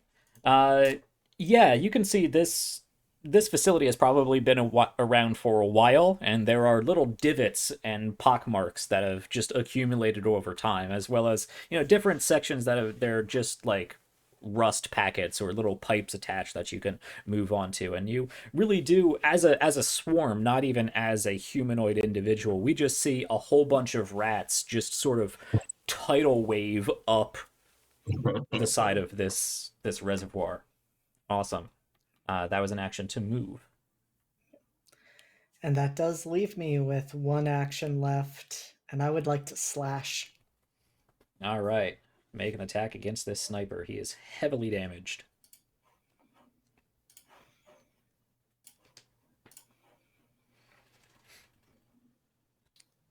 This may not go so well because that's going to be a smash roll, but you know what? We're going to find out. Ooh. Nope. Okay. That is not going to go well. All right. Yes, you move into this and you reform, taking your sword and slashing down, and I'm going to say you stab down at this sniper who really he was laying prone on the top of this thing so he can get a good angle down at everybody. He sees this just in time to roll over once, and your sword actually punctures into the thick metal of this tank, and your sword gets stuck. That is the conditional complication. And you take 1 HP as he takes his rifle and just swings it up and clocks you with it. And that is the complication from smash, lose 1 HP. Awesome. That was both your actions. That was everyone's actions. We move back to the enemy phase. I believe bleed. Nobody is bleeding at the moment, so we don't need to worry about that. Reactions. Who do we still have up? We have a knife specialist back there. The knife specialist is going to use its movement to move up to... It only has 1 movement, so it can't get to anybody. Can't get to anybody. It is going to use 1 movement to get up into near range of... We'll say Esme. Is going to look through the... Esme's not not Esme. here. Esme's not here. Ash is going to look through the now clearing debris and is just going to take out another little smaller knife and just throw it into the room and hit you with it. You are going to take, from near range, you're going to take 1 harm. However, it is pierce, so it bypasses soak. Okay. It hits my giant barrier. Awesome. Hits and decrements your barrier. That's it. There is the sniper here. That is now dealing with Ian. Not much it can do at close range, but it knows that you are the imminent threat here. It has a movement option that specifically says disengage too far. So it is going to do that. We see this sniper, it rolled over, smacked Ian with the gun, and is just going to continue rolling, flip himself up, and he takes out this little like grappling hook, connects it to some valve, and just jumps off of the tank, and sort of wall runs his way down, and is going to, because this says far range, is actually going to move further afield and take a bit of cover within the machinery by the operations center. But you can see exactly where he's going because he is heavily bleeding as he fast limps away. And then we have 2 more super soldiers that I can activate. One super soldier is going to... No, you are on top of one of these highly explosive things, and he's not stupid, so he's not going to shoot you. Instead, I think he's going to just reposition and take a shot at Ash. So that is from near range at this point. It'll actually move a range band away to get into a better line of fire, and is going to shoot Ash for 5 harm. 5 bypasses soak and barrier. Ash has 1 health left. All right. Before or after? After. Oh. Yeah, one of these super soldiers, the one that was engaged with Ian, sees Ian take off and just starts running pretty much back the way you guys came from, sort of throws his back against a piece of pipe, comes back out, and just straight into Ash. The other super soldier, which was engaged with somebody up in that general area, is going to... I feel bad. I am the type of GM that doesn't like hurting his players. But this super soldier is Good. Yeah, the super soldier is going to shoot Ash. Ash, you go down. Okay. Another 5 damage through soak and barrier. Ash is injured. So yes, this is the first time we have reduced a player character to 0 HP, and totally not the reason I decided to double up all this damage on one character, because I can now go over the injured and dying rules. So Ash is now considered injured. That is a tag that will not go away until we deal with that sometime else, but it persists throughout the mission, even if she is brought back up. She. I need to remind myself of everyone's pronouns. Ash is she. Mm-hmm. Yes, awesome. Yeah, so she's injured. Pretty much right next to the device and next to Nibbles. Now, it does take 4 rounds for a player character to actually bleed out and die. So you have some time, and there are ways to heal them. Of course, we've seen powers that can heal, and there are enemy drops that can drop, that can be applied to a downed character. That does take an action, but can be applied to a downed character in order to heal somebody. Otherwise, they have to be picked up and ran to the extraction point. So now we have this big obelisk that needs to be carried, and potentially a teammate. That is, however, I believe, all of my enemy actions. The truck continues to move away. So, Packrat, you are now far range. It moved from close to near. Is it? I was in charge. I took over it. You took over. That was the whole point. I will say it's not an entire action just to slam on the brakes. Okay. So you are at near range from everybody else. Perfect. All right. So the thing that I was changing, because that was just something persisting from the flow of what was going on. The thing I am changing right now, actually. What am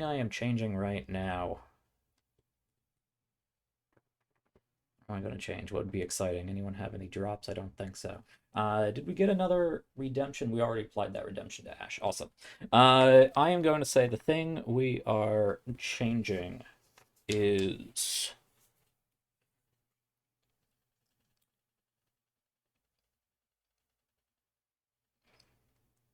Yeah, I think we're just going to see a number of additional enemies start pouring out from the operations center. But that is a ways away from everybody. But you can see that there are two more knife specialists come out of that building. And there is a super soldier even further afield that looks like it has the attention of this group. So Need to the leave. alarm has been sounded and reinforcements are starting to amass. Enemy drops this round. We didn't kill anybody this round. No enemy drops. The guy driving the truck doesn't count as an enemy, unfortunately. He doesn't have any Big fat. fancy gear on him. Right. No conditions to remove at this point, however. Right. Okay. Back to player's turn. Okay. So remind me, while I'm injured, can I take actions if I'm dying? Okay. Nope. Not You're until you out. get healed up. I do have a med pack on me. All right. Somebody will have to spend an action to use that. So, I would like to use one of my actions to back up. Okay. You want to back the truck up? Yep. Yeah. That sounds like a cyber roll to me. Cool beans.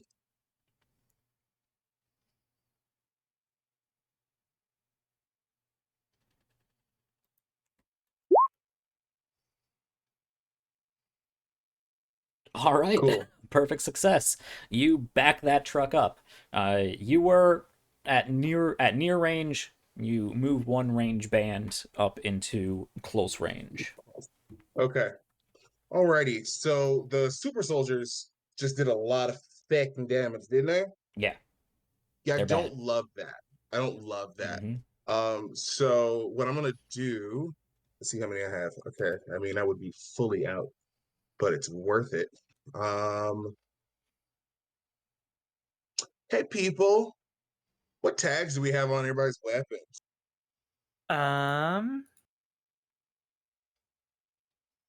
Boom and burst. Okay. Front loaded. The first attack you make does double harm. Multi-shot. Attack costs Okay. 2 ammo but does double harm. Okay. And pierce and bleed. Sweet. All right. So I'm And gonna maybe use. get one of the damager going through soak ones. I'm gonna use invisible hand twice. Ooh. Yes, I know there's a thingy. We'll take it. I'm gonna be like sapped after this. All right. If we get a drop where there's a biotech, I want it. All right. That costs you All 4 put at biotech. 0. Yep. Cool. What are you gonna So take? I'm going to take multi-shot and pierce. Okay. Awesome. Okay. And you still have an action. Yeah, I'm gonna shoot one of the guys. Okay. One of the super soldiers does look like it has taken some damage. The other one is... Its armor is a mess, but it otherwise does not look like it's physically injured. Okay. Well, you want to spike the target. All right. Yeah. We're still using, physics and trajectories and all that fun stuff. So we're gonna roll this with cyber. All right.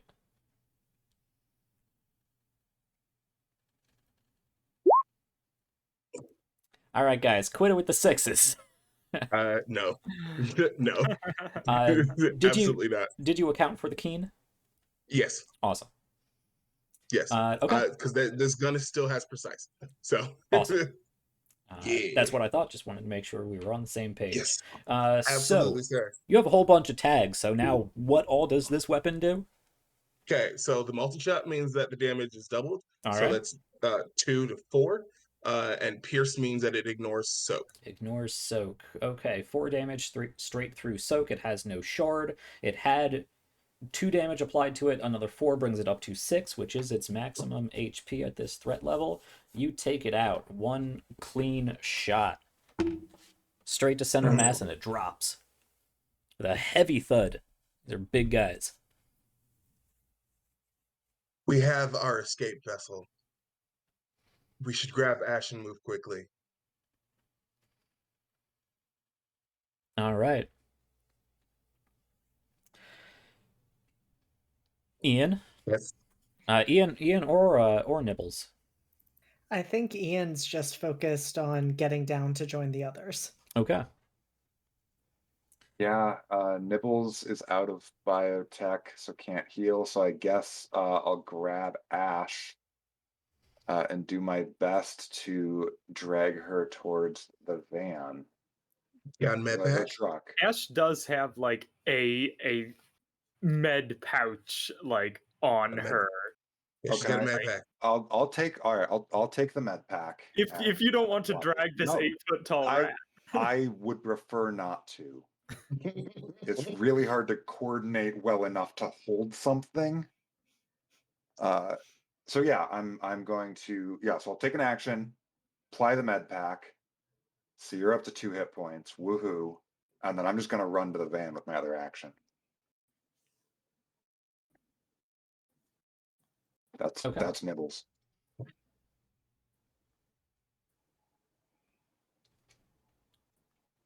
Yes, I'm trying to remind myself. Are you taking this device with you, first of all? Or are you leaving that for obelisk? somebody else? That is something that Ash is much better Alright. suited to carry. Not a problem. Yeah, you can move the truck. You are there. Great. Okay. The truck was only 1 range band away. Items don't take an action to use. Oh, I thought you said I'd have to take an action to take her med pack from her. No, I would Okay. say it's just on a. It's easily accessible. Okay. Then I will take a pot shot at the other super soldier. All right. Okay. Now, Alex, just Yep. so that I have clarification for it. So the invisible hand says, I no longer have that tag, correct. okay, it is legitimately steel. Got it. Until So the sorry. end of the round. Yep. All right. So sorry. It's fine. It's fine. So I am going to shoot it. Now this is keen still, I believe. Yes. Mhm. -1 didn't take, but still That's that still counts. a 6. Yeah. So yeah, I shoot it. Now that is not, so this only took 1 ammo actually, and it only did 3 harm. Okay. 3 harm to the other super soldier. Soak is going to eat 1 of that, so it'll do 2 harm.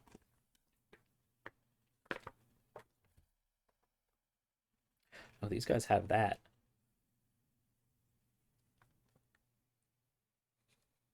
None of this, I mean, sorry. Super soldiers are also resilient.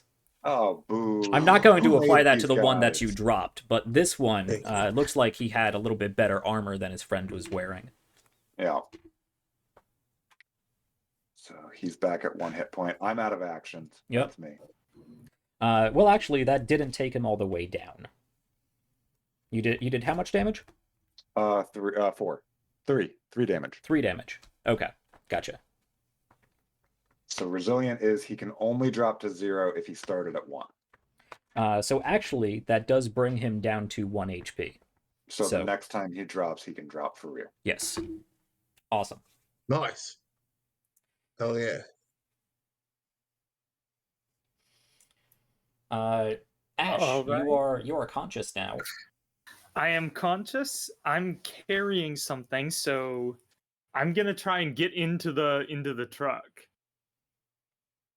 Okay, so you wanna pick up this device and just move to the truck. Mm-hmm. All right. Yeah, it's not an action or anything to carry a teammate, and I'm saying this would act pretty much the same way. It just means that Okay. you cannot You cannot make any attacks or any other actions while you are carrying something this large. You can only use or move or use powers. But you can Okay. pick this thing up and use one of your movement to get to the back of the truck. I'm gonna use one of my movement to get to the back of the truck. I'm gonna use I'm gonna use bandage. All right. To use the last of my biotech to heal myself a little more, so hopefully I don't go down right away. All right. And that's it. I'm just in the back of the truck. Okay. I do believe you Packrat, are you still. still bleeding? Okay. Yeah, no, I haven't been forgetting. Awesome. it's Okay. not great over here, but it's fine. Ash, would you like to use that other? I will say, because you only need to carry that thing as far as to the end of the truck, so you can put it in the truck and have an action to take as well. Okay. So you could either, I will say, you could either use that to close the truck and keep you and Nibbles and the item safe or safer, or you could fire back or anything else you might want to do. But the back of the truck is still open. I mean, the cab of the truck in theory has multiple seats, right? Yeah, there's a passenger seat. A little Okay. space back there that somebody could Little- squeeze into. I'm gonna slam the thing closed and just like protect the objective and Yeah. protect the team. Awesome. Okay, that brings us to Ian. Now, Ian, the consequence I gave you before was that your sword is stuck in this metalwork. It will take an action to pull out, or you could just leave it behind.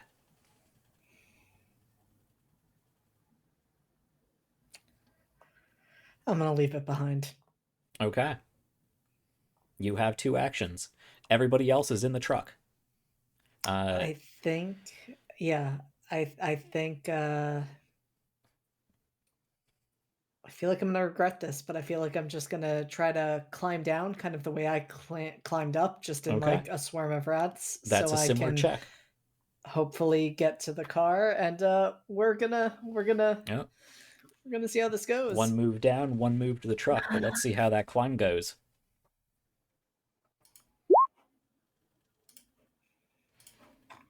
Okay, that's a 4. That is a partial success. So you are going to take the painted target. So you are the only moving individual out in the center of this no man's land that is the road that this truck is on. And you can see all of the enemies turn in your direction. You got that one red sniper dot on your chest. You can see 3 knife specialists just charging in your direction. You see a couple super soldiers like cock their guns and point them in your direction, and you haul ass towards the truck. The conditional consequence, I'm going to say, let's see. I'm just going to activate one of those enemies, and somebody's going to take a shot at you. And I think the best person for this job. Am I that mean? Am I really that mean? I'm probably that mean. I don't think I've not done too much against Ian, right? You're more or less fine. The sniper's gonna shoot you. So actually, that's not that bad. We're only at threat level 1. So at far range, the sniper does threat level ×2 in harm. So that is 1 × 2 is 2, and a bleed tag. So you take 2 damage, Okay.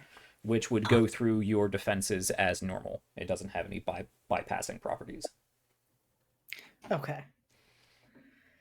All right, so I have a soak of 1 and a barrier of 1. Okay.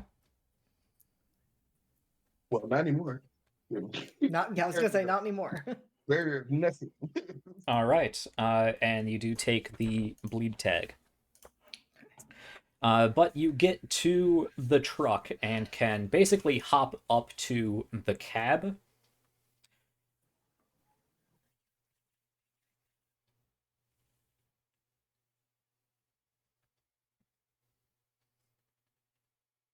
yeah, just action economy wise, I think you guys need to make it through one more enemy phase, which shouldn't be a problem because you're pretty much all inside this truck now, and most of these enemies are away. So the knife specialists I'm not going to worry about. They're going to spend their movement to pretty much get up into your range, but their knives aren't going to do anything to a truck, and they don't have enough actions to really get into that truck and do anything appreciable. The super soldier, that one injured super soldier, is going to spray just the cabin with his gun.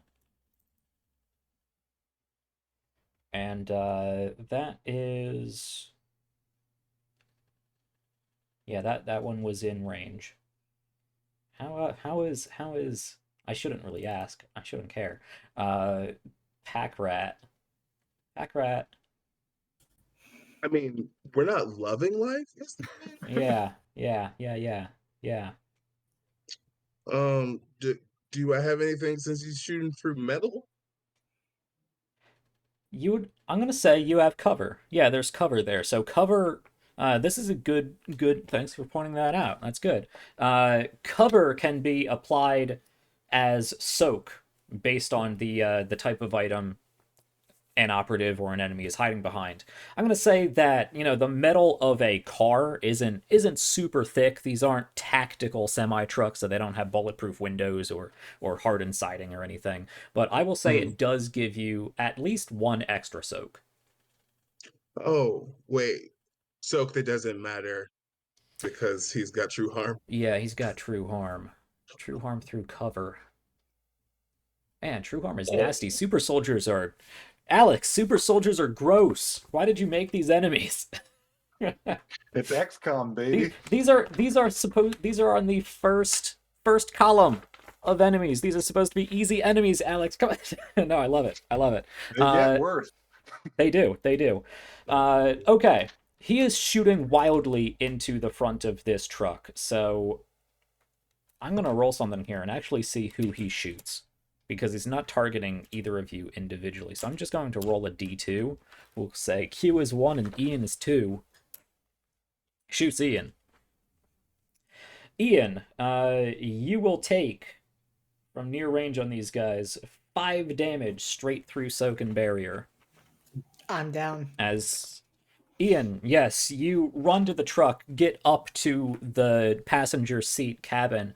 You lift up, you throw your hand up on the assist bar or whatever it's called and start pulling yourself up, and the rat swarm of your body tumbles into the passenger seat of this truck just in time for a spray of bullets to just pierce into a number of your rats, and you basically just puddle down onto Pack Rat, on down into the footwell, all over the cabin, but you are disassociated and unconscious.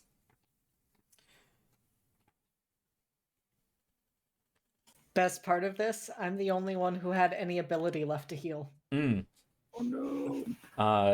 That also does mean you are injured as well. Mm-hmm.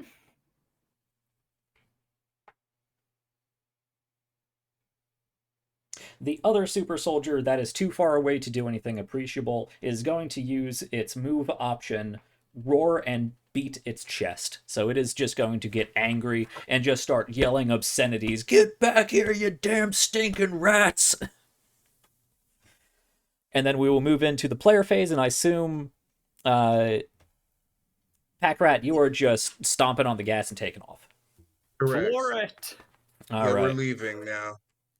So with that, I'm going to pretty much bypass the rest of the enemy phase. I will say we did drop one of those super soldiers this turn, right? Yeah. So that's an enemy drop, which can be gamified straight to one of you. That is a gear part. You get a gear part. Wants it. That can be used to buy weapon upgrades. I feel like Ian should have it. I love the sword. Yeah. It might for be sure. all Ian has if Ian dies, so you can have it back if that happens. Goes to the next of kin. Yeah. All right. Yes. So when Ian finally comes to, he will realize that in the glove box of this truck, just serendipitously, there was all kinds of other bits and pieces that could be used to fabricate different upgrades.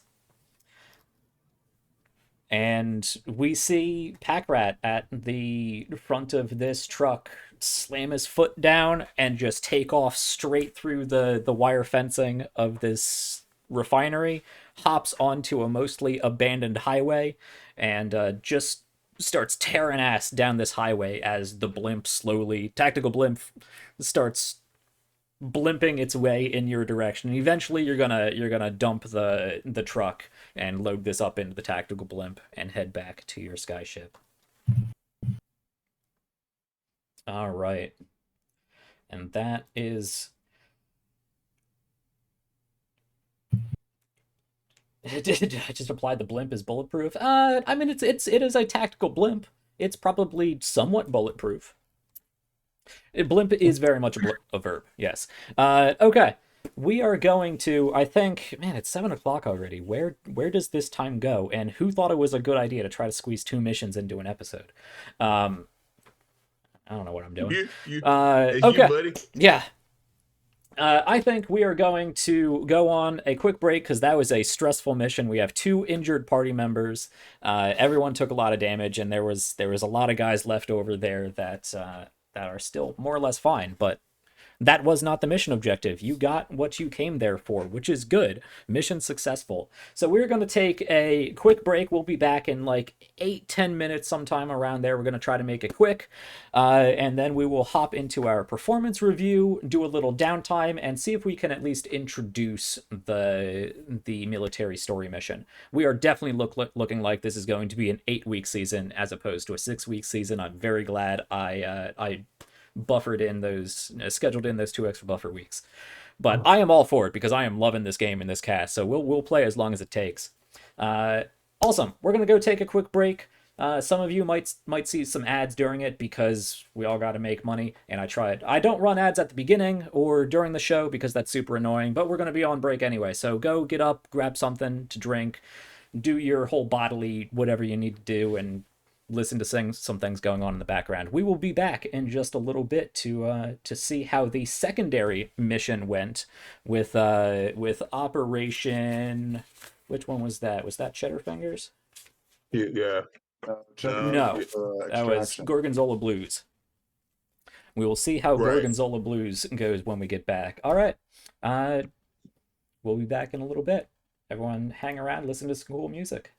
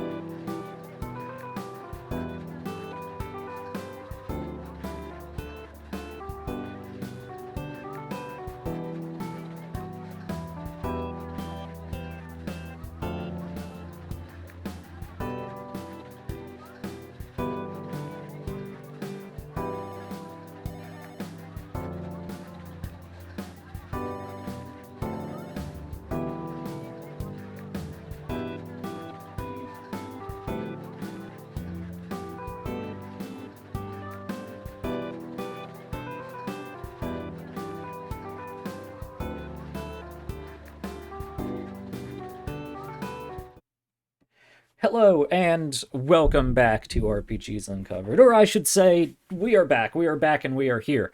We're back from break. Let's jump right back into some corporate shills then. We just completed Operation Colomir's Cage and are making our way back to the ship, our flying alien airship that our operatives reside on and deploy from.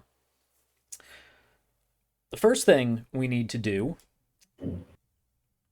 is see how our secondary mission went. So the tactical blimp, we see that return to base, we see that return to the ship, and it docks within this large alien hangar bay, and we see the back open up, and there is this still pulsating, glowing green obelisk back there that a number of you guys pick up and move out, and then we see Ash and Ian limp their way out, heavily injured, and make their way back into the base. But it was a mission success. The objective was completed, and we'll get into the performance review of that in just a bit.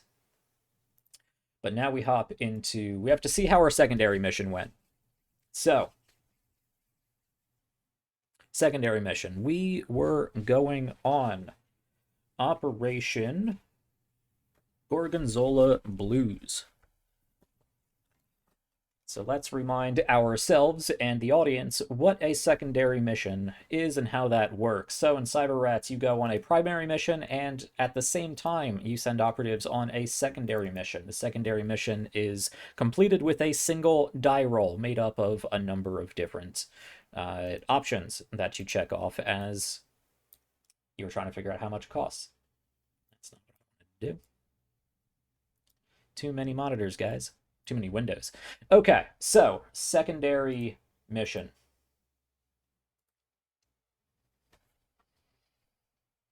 I like the campaign tracker, but it's not the best reference sheet for teaching. Secondary mission. I had this all laid out. There is a cheat sheet for secondary missions. There it is. Okay, so we start with one. Yes, I do remember seeing a cheat sheet for that, and I thought I know how to do secondary missions, and then my brain got frazzled from Operations Column Cage. So we start with one die for every operative that has a career. For every 2 operatives that have a career, add 1 die. I believe everybody was promoted up to a career soldier last time. We have 4 operatives divided by 2. That is an extra 2 dice, so we are up to 3 dice. For each injured operative, subtract 1. I don't believe anybody was injured because both it was previously Nibbles and Packrat who were injured, and they were healed in the clinic and went on the primary mission, so that doesn't matter. For each operative with a weapon or a gear with 3 or more tags, add 1. Did anyone add a huge amount of tags to their gear? Esme has 3 tags on her pistol. All right. That adds another die. Hank has several on his sword. All right. That adds another die. For each operative with a power in rows 3, 4, 5, or 6, add a die. I'm assuming that doesn't count for anybody. We don't have enough script for all that. If there are only interns, subtract a die. That doesn't matter. If any of the target factions have a threat level of 3 or higher, subtract a die. That doesn't matter. All right, we are looking at 5 dice. Who would like to roll that? It looks like that's all been plugged in to our secondary mission button. I'll click the button. All right. All right, that rolled 5 dice, and we have a result of 4. Rolled 4 dice. He rolled 4. Oh, it did roll 4. Okay. Why is that the case? I'll look into that. Okay. Just go ahead and /R 1d6 then.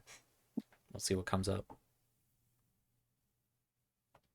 Hey, There A we go, 5. baby. All right, very good. That's the die that mattered, because a 4 would have meant that there were some casualties on this mission, or at least some injuries. But a 5 is a complete success, just like other Oh, die resolutions. I know what it's. I put in that we only had 2 operatives with a career. That's my fault. Gotcha. Okay. A 5 is a complete success. And up to 1 injured character on the mission can recover. Nobody was injured, so it's just a success. With the secondary mission resolved, and that is all the resolution we need for a secondary mission, we can head into our performance review. Sorry, quick thing. Did their victory meter go down as well? For the target we just beat up.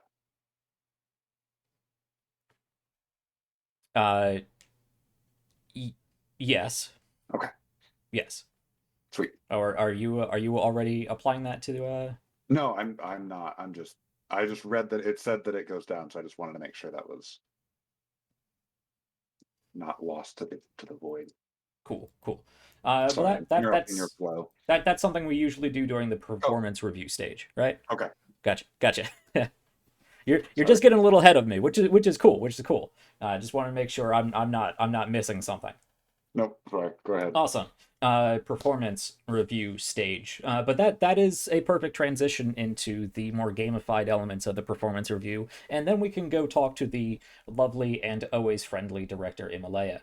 But we have 2 missions that were completed successfully. Let's start with the one we just did. Operation Colomir's Cage. That was an operation against the military. It was on a Valdivian base, but it was pretty much the military. So if we go and look back at that performance review and victory meter. If a mission only involves 1 target on a success, that target's victory meter decreases by 2. The military is an unusual faction in that there is no victory meter, and successes on military targeted missions result in decreasing the Valdivian victory meter by 2 and increasing the interloper victory meter by 2. So Valdivian's victory meter is going to go down to a victory mirror of 0. So you really punched Valdivian in their stupid faces. But the interlopers, because the military is busy fending off you guys, it allowed the interlopers time to hit some targets. They were at 3. It goes up by 2. They are now at victory meter 5 out of 10. So we got to start hitting some interloper missions to bring that down. And that would normally count as one of 3 missions needed to unlock the military story mission. We're bypassing that number of missions succeeded to unlock story missions, just to make sure that we get through our entire demo play. But we can denote that as well. The threat level does not increase because that was a successful mission. And then the secondary mission, Operation Gorgonzola Blues, was against the Valdivian Corporation. So that faction's the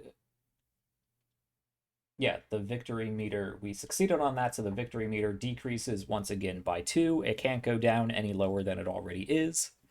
We check another mission off of our Valdivian final mission counter, and that is all that we need. And then finally, the third mission, Operation Cheddar Fingers. Unfortunately, we elected to fail. That is a mission against the military. So on a failure of a military mission,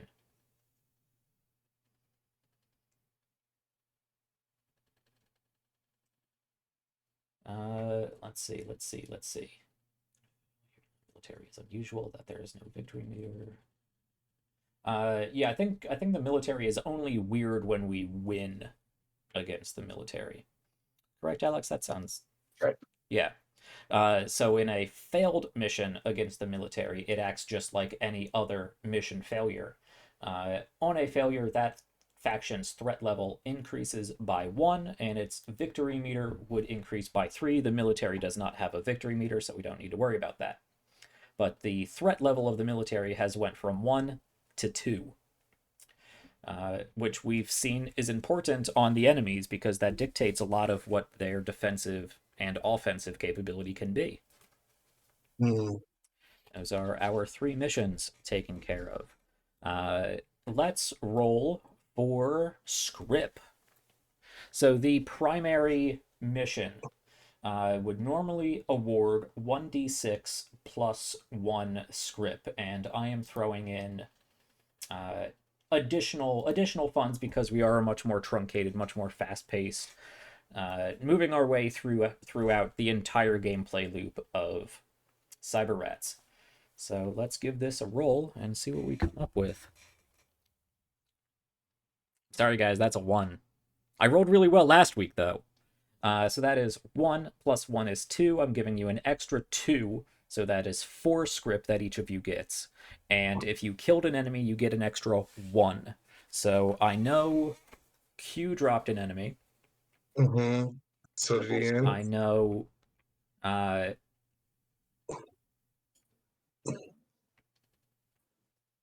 Yeah, I don't think Ian did. I don't think Ian did. Oh, Nibbles. No, it was Nibbles. I'm sorry. Nibbles did. Nibbles missed it a guy. Nibbles missed it someone. So the hackers were the star players. Like always. I Well, don't. well, And it's we messed even up last again. time. Don't talk about last time. Unfortunately, Ash, you didn't actually take anyone out. No. You did a lot of good damage, but you didn't actually drop anyone. Unfortunately. Alright, so that's an extra 1 script to Nibbles and Packrat. So go ahead and record that. And then for our downtime operatives, or secondary mission operatives, secondary missions normally award 2 script, and I'm giving an extra 1 script on top of that. So that will be 3 script for Freighter Joe, Hayden, Hank, and Esme. I will let you guys record those, and we will worry about spending that script throughout this upcoming week.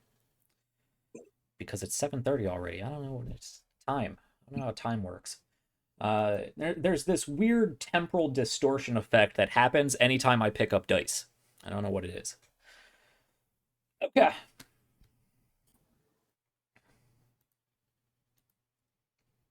With that, you are called back into the office of Director Himalaya. The 8 of you, Ian and Ash, you have been temporarily bandaged up enough that you, can get through this meeting. If you guys decide that your lives and continued existence is worth the amount of script it would pay to visit the clinic, we'll leave that up to your own discretion later.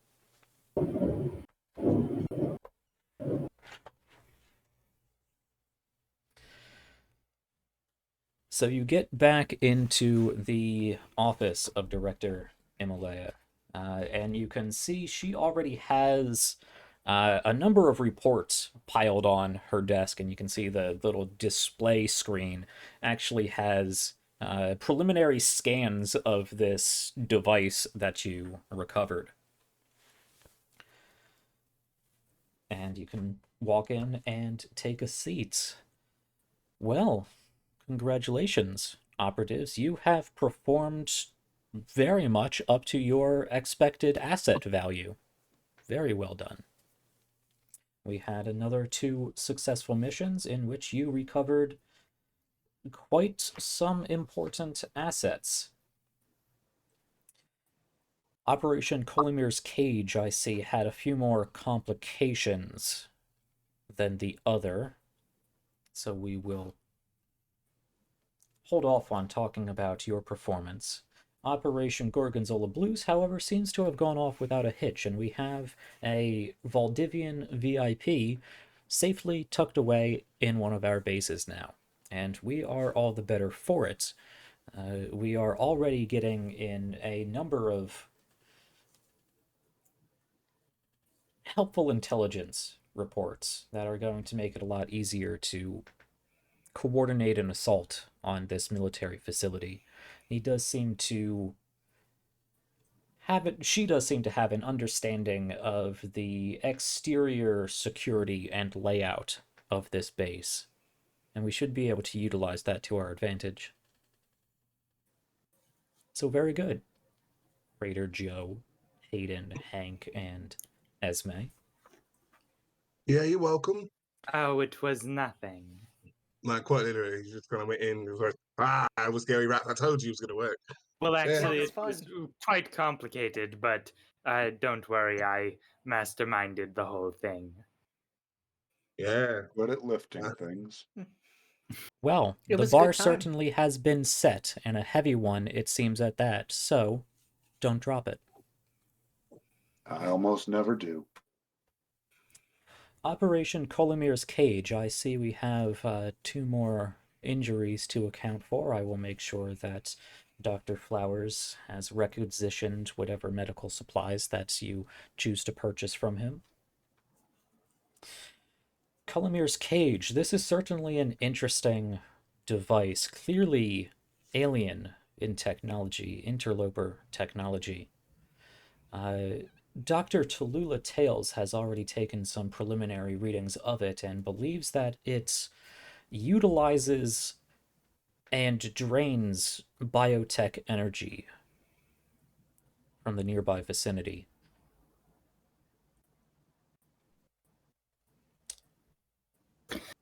While we were on mission, we noticed that there were several smaller versions of this. I was going We to were ask if Yeah. you are already answering my question. Thank you. Continue. we were able to retro or adjust the flow rather than absorbing it was producing. Dr. Tales So has already speculated on a similar reconfiguration, reverse engineering that we could employ. It's good to know you were able to test that in the field. I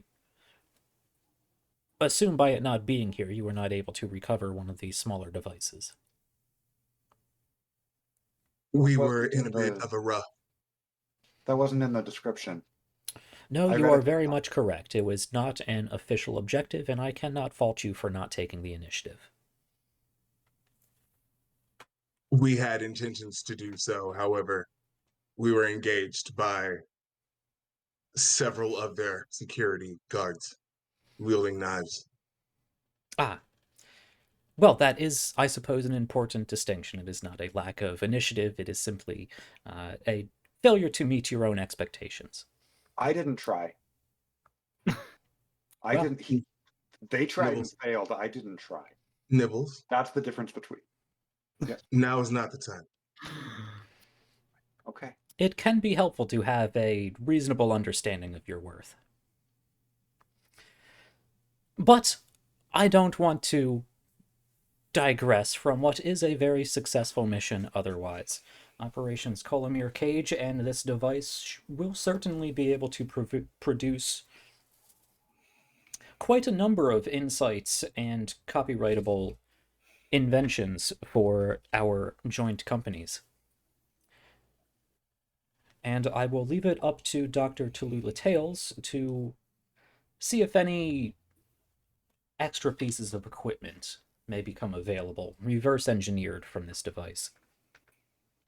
But if they were using this here, I suspect they will be implementing this type of technology in other facilities in the future.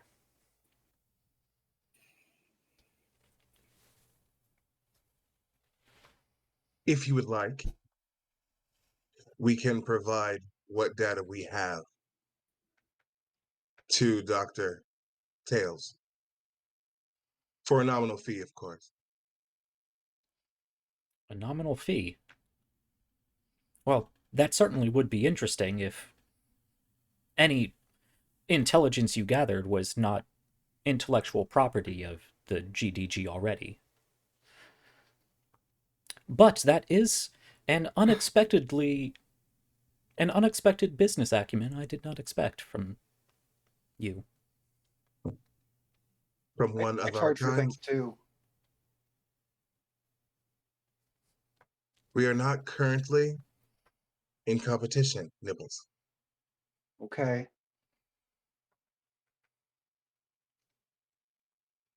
We are one of your assets, correct? Yes, currently. And we must pay to utilize the assets of the company, correct? Of course. Proper maintenance requires some overhead. Of course. So, is not Dr. Tails another one of your assets? Oh, yes, indeed. And she is being fairly compensated.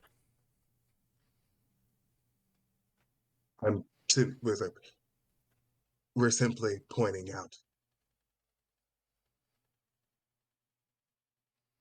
intellectual property or not. There's no room for hypocrisy here. This is business, Pack-Rat. Funny you say that.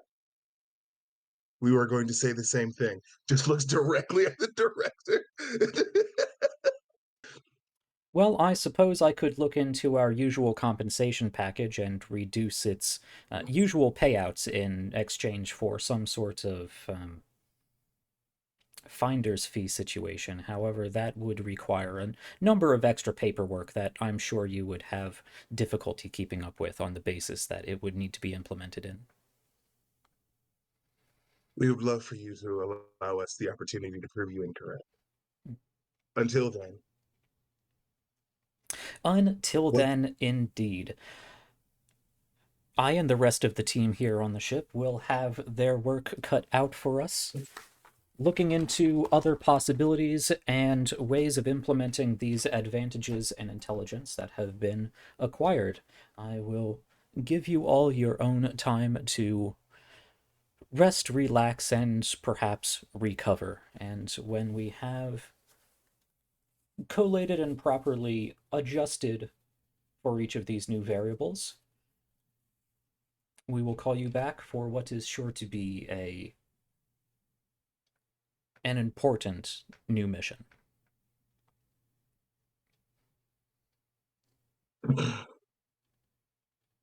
Dismissed.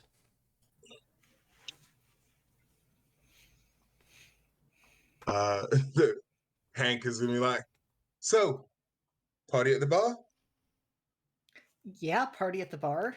Successful mission. For once, that sounds like a good idea. I have so many good ideas, and you should recognize that, Esme. Yes, your idea to run in and go Blair was very It was inspiring. incredible.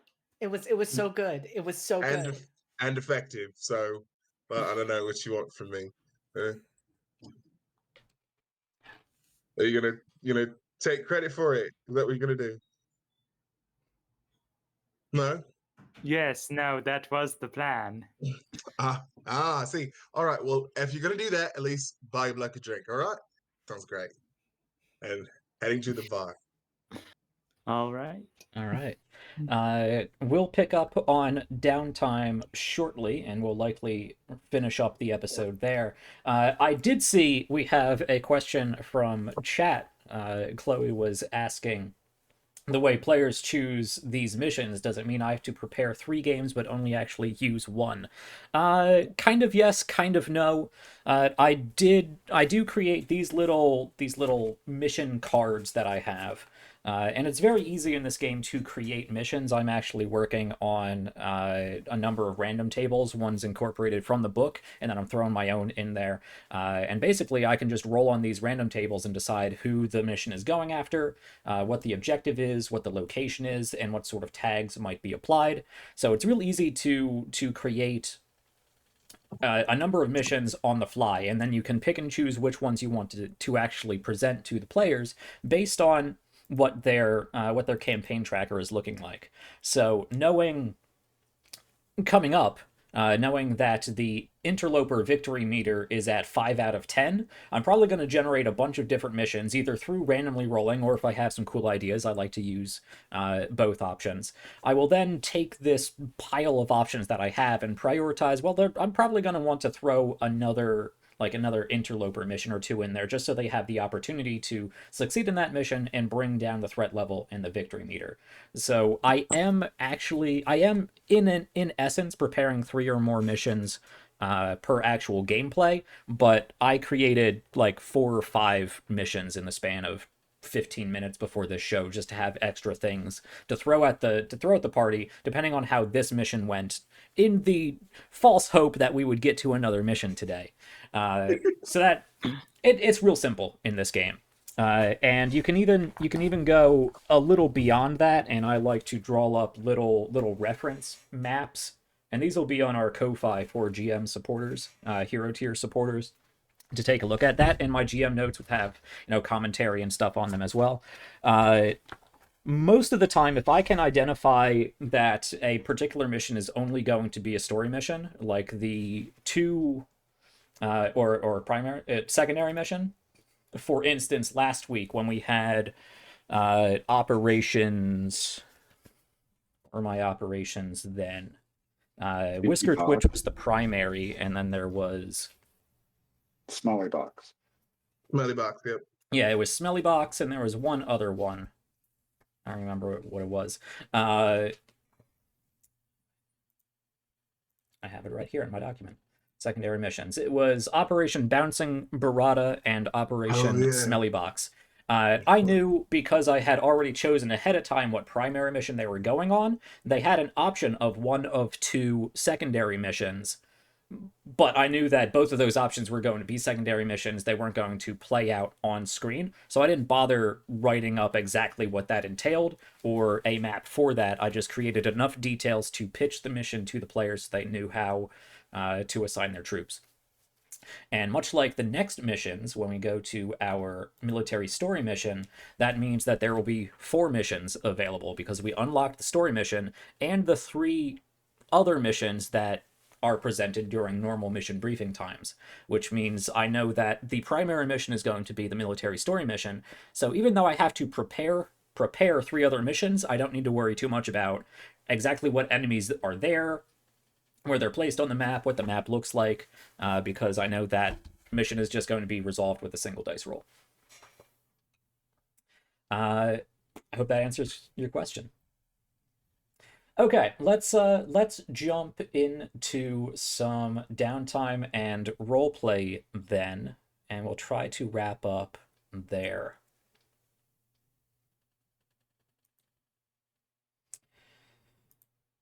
So, Q, you're having thoughts. Yes. Take it away.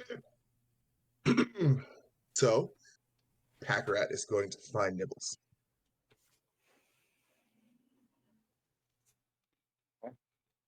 Okay. Yeah, I mean, Nibbles is at the bar, trying to figure out what the best way for a swarm of rats to drink a beer is. Oh, hello. Hello, Nibbles. We would like to have a talk with you. Mission accomplished. A full conversation, not simply one and back. This will be a dialogue. Are you able to receive that currently? Yes. We understand that you are attempting to prove your superiority. Okay. We acknowledge that you have skills where we do not. Good. However, we don't know if you have noticed, but the director and the others, like her, do not respect us. And we do not mean that in the royal, or we do not mean that in the singular us, the royal us. All of us. Okay. So your continued one-upmanship in front of her is detrimental to us as a collective. Yes, to you, us. Us as a collective. Us? Yes. Not you. How is Not me looking good detrimental to me and not you? you do not look good. You look willing to please. Yes. At the cost of someone who is still your ally.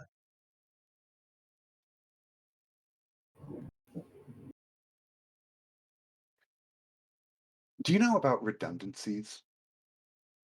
See, when you're hacking a computer, sometimes people put in things more than they need, so you have to take them out twice. I am aware. So, yes. Well, I think the director doesn't like those. And if I were the director, and you did keep bringing up how expensive we are, and I think she's going to start wondering if it's worth paying for, redundancies.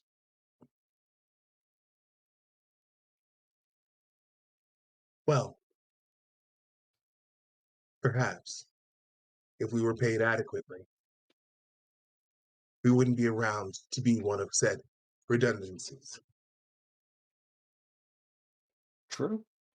But, seeing as how that is not the case, we will continue to be here and support you, even when you do not support us. I appreciate your support, even though you did try to leave that mission halfway through. We were getting the getaway vehicle. We came back to you.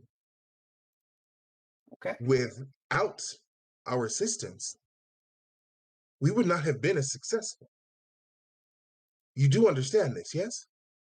I agree with you. You would not have been nearly as successful.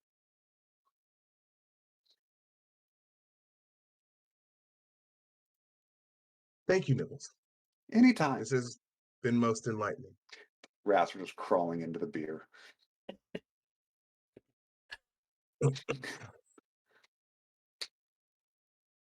Put the cup into your body.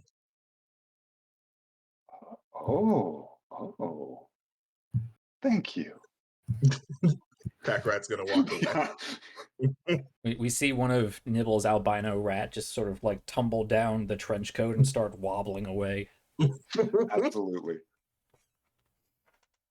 That was so good, guys. That was so good. All right. Who else has a downtime scene they would like to see? I think Ash wants to meet with Ian. I mean, I think Ash and Ian, assuming that we both go to the infirmary, would also naturally be in a place together. Sure. I think Ash is not going to go to the infirmary, and that's what I want to have this conversation about. It's getting Okay. expensive. Because it's, what, 3 For the first now? one, 4 Yeah. for the second. So Ash is going to say, Ian, I think you ought to go to the infirmary. I think we both have to go to the infirmary, Ash. That's great, but I'm doing fine, and you're gonna be spending most of your money on that place.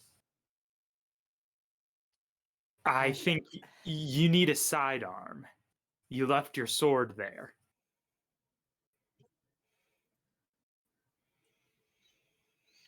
I did. Listen, it's not much, but I got you something. And she is going to hand you a handgun with the momentum tag. I got this for you. It should keep you moving and at least give you something to fight with. I think Ian takes the gun as she hands it to him, and he just kind of stares at the gun for a long moment before he looks back at her and just says, Ash, I mean, you know I can't do this without you. You're my demolitions expert. Don't worry, I'm tough. I'm gonna make it through this. But you can't be going into a war zone without a weapon. I've got Lucretia. And right now, I mean, I know I gave you something, but that is a pistol. So you're gonna have to be in tip-top shape to use it too. I mean, Lucretia's amazing, Ash, but you need to be able to, wield her. Don't worry about that. It's gonna be fine.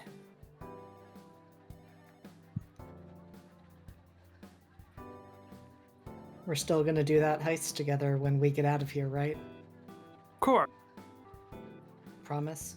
I promise. I'm gonna hold you to that, Ash. Don't worry. We're gonna make it out of here. I hope you're right. All right. And then Ian is going to make his way to the infirmary. And Ash walks right past. All And I right. think Ian pauses and just, he stops at the door and just kind of watches Ash continue walking before he takes a deep breath and goes inside. All right. Did somebody already increment the clinic cost? Okay, because I see it's currently set at 4. Yeah, because it starts at spending 2 script, and then we had Nibbles and Packrat. No. Yeah. Okay. So it's going to cost Yeah. Ian 4 script Yeah, that's to what become I thought. uninjured. And then it's going to Ian- increment to 5. Which Ian doesn't have, I don't think. Oh wait, yes, exactly. You got exactly 4 script. 4. Yes, okay. Do you want to I use did that the to heal math. yourself? I'm gonna use that to heal myself. Okay. That's what Ash asked me to do. You are no longer injured, and the current cost of the clinic goes up to 5 script to use. All right. I'm so tired. This game is a lot. This game is a lot. This is a lot. Yeah, over the break, Alex was saying, I designed this game to what did you say? This game wasn't designed to be won or something like that. I pitched it as a game you're meant to lose. Mm-hmm. Yeah. Just like XCOM, I know my first few goes of a new XCOM game, you get annihilated. But we'll try to prevent that here because we are supposed to be an entertaining show, and I don't know how entertaining you guys think character deaths are. So I mean, we've talked about it, you guys in the audience, but I aim to make it interesting. I'd say we have time for one more good scene if anyone has anything else they want to play out. Sounds like we got some 2 great scenes already. I won't mess it up. All right. Well, we can move on from there because we see as Ian walks into the infirmary and sits down in the chair, we see Dr. Algernon Flowers come over, all kinds of equipment, and starts administering some bandages and drugs and all of that good stuff. And the camera follows Ash as she continues down the corridor and eventually breaks off from her, heads down into the deeper sections of this airship that we have. We see a number of different sporadic clumps of rat swarm sort of weaving and bobbing throughout the place that eventually make up what is left of the intoxicated Nibbles, and into the bar where we see Pack-Rat still, I assume, nursing a drink with, plenty of other fellow operatives or base personnel. Absolutely. And then we look out the window and see the skyline of the Earth and everything that it's going through right now. The interloper invasion, Valdivian utilizing so many resources, the military building up bases all over the land and sea. And our camera is going to pull out of the ship once again. And instead of flying up into orbit, it's going to reposition down deep into a heavily wooded area somewhere and zoom in. And we see what comes up on the screen as Military Black Site Alpha 3.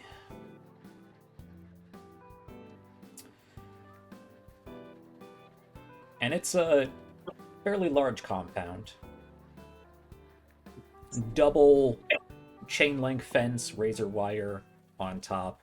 A number of outbuildings and sentry towers. A number of personnel walking about, both human and mechanical. And we zoom in closer and closer as if it's a satellite that is zooming and enhancing as we continue going down until we push through the roof of this facility and into what looks like the command center of this black site. And we can see there are these yellow flashing lights and klaxons are sounding. And we see this older, middle-aged man standing very straight. He's a very buff figure, but you can see the years have worn on him quite a bit. He turns around and he is in full military garb, that of the rank of general. And you can see on his uniform, it denotes him as General Willard Crispin. And you can see a number of other base personnel, other military personnel moving about, and the camera turns as General Crispin moves across this facility and pans across what we see as a large wall covered in the yellow and black stripes denoting caution, do not cross, authorized personnel only, danger, classified storage, do not enter. And then behind that, there's a and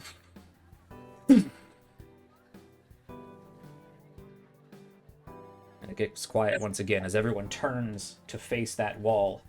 Classified storage. You can see them take a beat.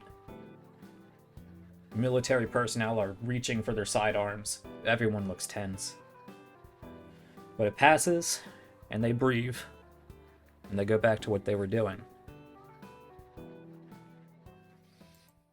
You can see Crispin talk to somebody just outside of camera shot. The GDG.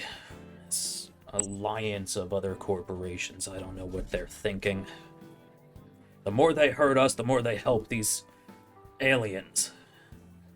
We can't afford losses like this. I don't care if Valdivian is losing their own. If they can't protect their own, that's their own fault. Double security. Make sure surveillance is on high alert. But we might have to... We're gonna have to put the black site on Operation Dark. Here they got the prototype. They know our shielding technology. That's going to be a problem. Check the containment feeds. It's obviously not holding. Be ready for an attack. And he looks worried. Looks genuinely worried. And the camera's going to pan out once more, zoom through the ceiling, as we, in the background, start to hear more banging and thudding from back in classified storage. And you can see more personnel start pouring out of this black site. But the lights go dark. It looks like individuals are moving into some sort of formation, but they're powering down the facility, probably trying to keep it from notice.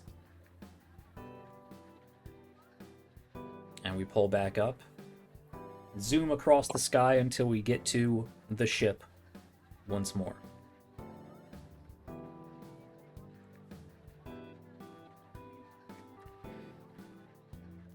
And I think we are going to end by zooming back into Director Imalaya's office and to a vid screen. And pulled up on that vid screen is what looks like a fairly accurate representation of the black site we just saw. Data scrolling past it. A few different arrows pointing to turret here, personnel housing here, command room question mark here. And then the screen changes and just says, in little brackets, classified. She stares at it. And then there is a video call from Dr. Tallulah Tales, who we haven't seen yet.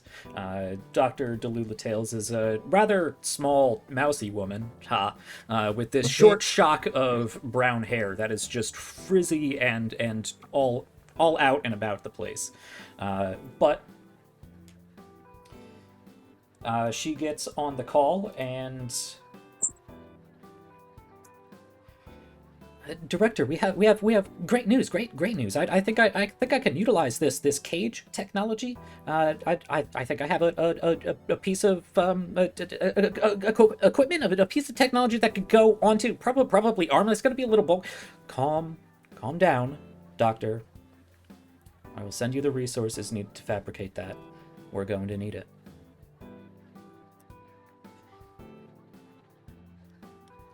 And we're gonna pull out. Take another long view of the ship, and we will pick up next week with our assault on the military black site, our first main story mission.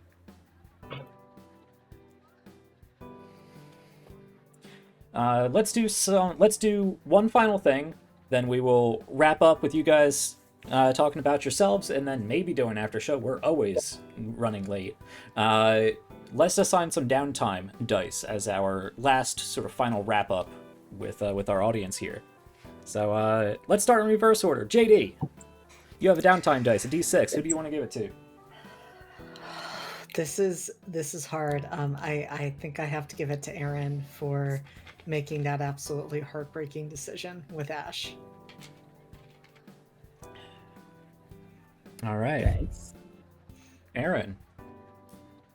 I think I gotta give it to JD. Gotta keep Ian safe. All right.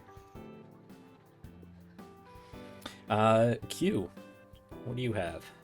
I'm giving it to Nibbles. Fuck you. Love it.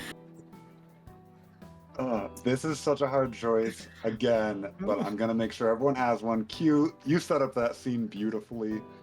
That confrontation, like I was gonna do that in a roundabout way, bringing it head to head. Inspired. No, we're clashing. We're beefing, baby. That was such a good scene. It was friendly before. Nah. Mhm. Oh yeah. Oh, that was such a good scene. Yeah, look at these awesome game players being nice and spreading the resources equally amongst themselves. Awesome. Yeah, that is where we're going to pick up. It looks like somebody caught my Willard Crispin reference. Awesome. Love it. How dare you? Yep. I had to see it to get it. Uh-huh. Thank you, JD, for pointing that out. Oof. All my NPCs are rat puns. Okay. that's where we're going to wrap things up. This was a great episode. I once again will have to try to ratchet down the length of these missions, and the stress level and difficulty of these missions. We'll see.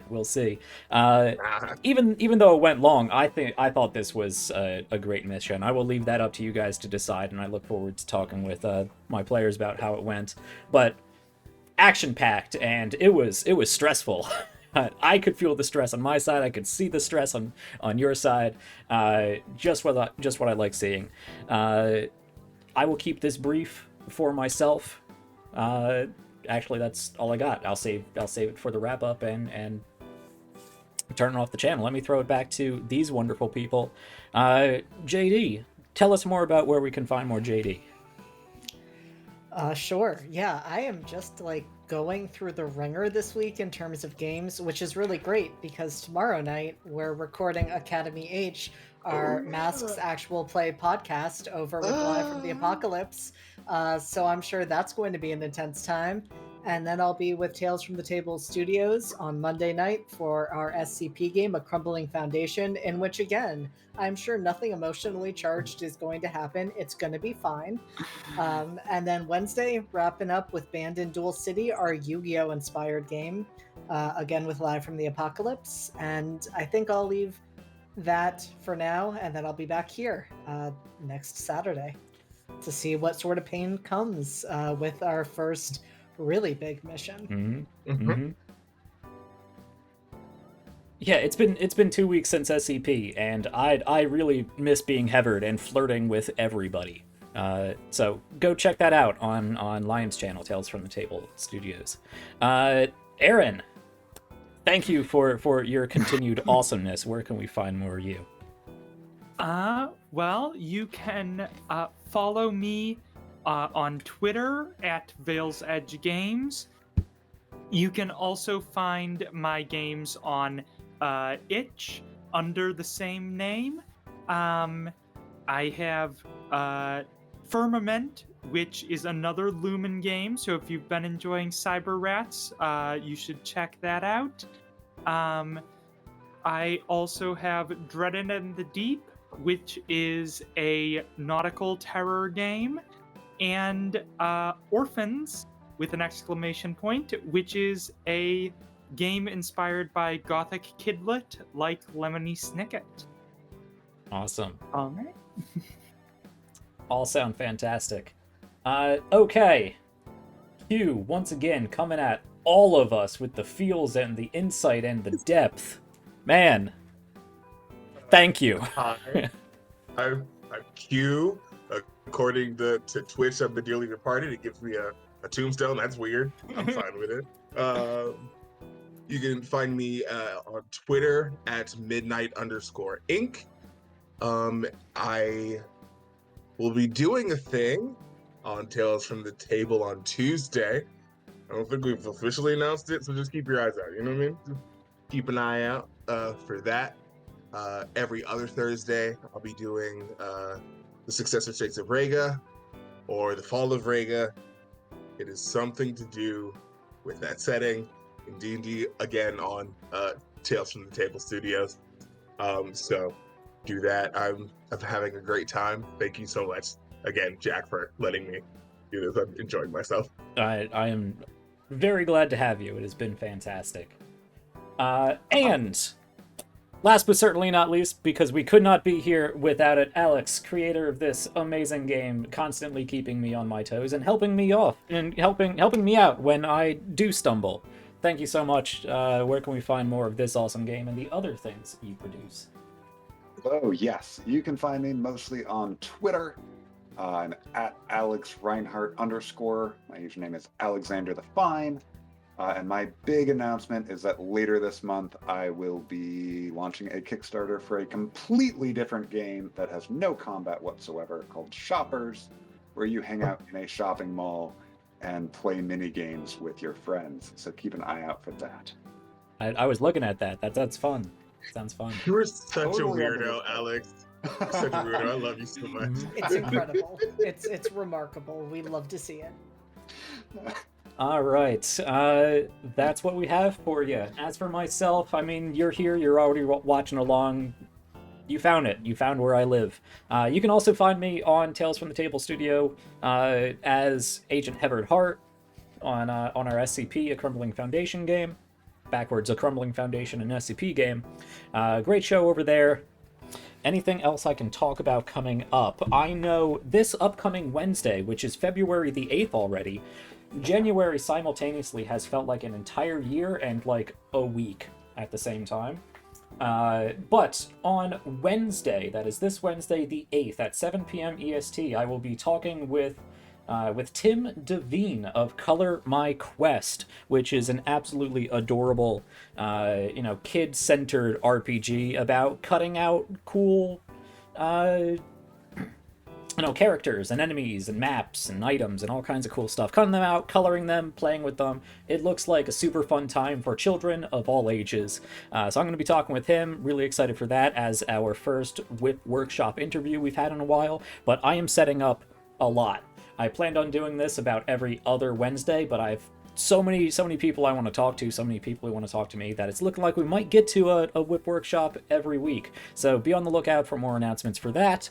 I have a number of other things in the works, which I know I've probably said it for the last 3 shows that we've done, but it takes some time to set up.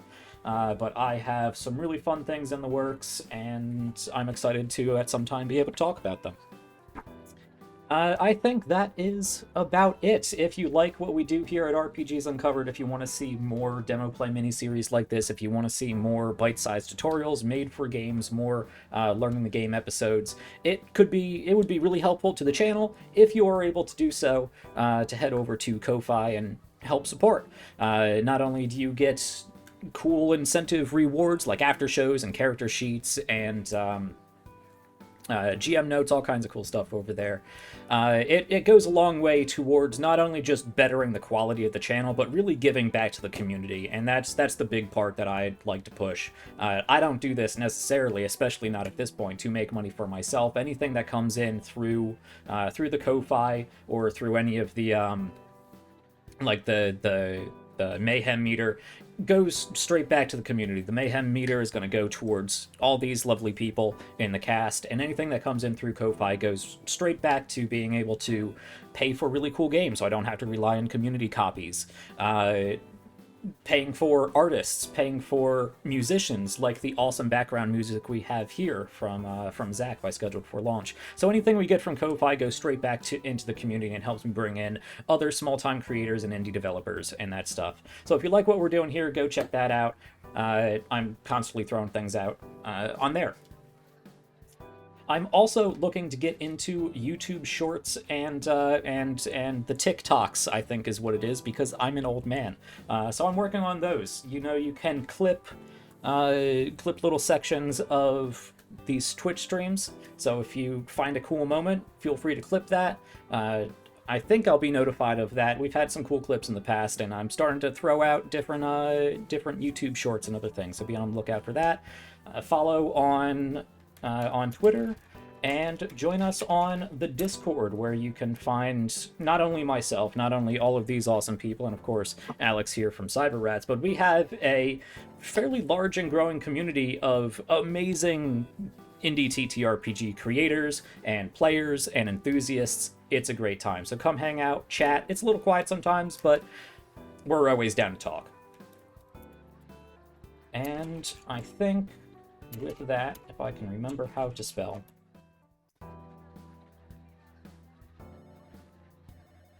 that will put us at the end of our episode today. So let me go and see if there is anybody we can raid, because I do like sending the love around. So let's see who is currently streaming. Who has something going on? I hope you liked today's episode. Once again, we did not get a second mission in, but I'm coming to terms with that, because these were such fun missions. You guys in my cast, you made it much more than I expected it to be. We did not get a second mission in, but I'm coming to terms with that, because these were such. All right. Or was I? I got distracted by something. Let's see. Let's go and raid. Who has something going on? Who has something going on? We have a few different options here.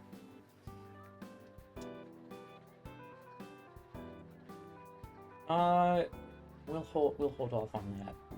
We did Hope last time, I believe. Let's go and let me throw you over to DMDM again. They're doing some Dungeons and Dragons. Very different from this game. So if you like dragons and dungeons and other alliterative fantasy Ds, stick around and hang out there.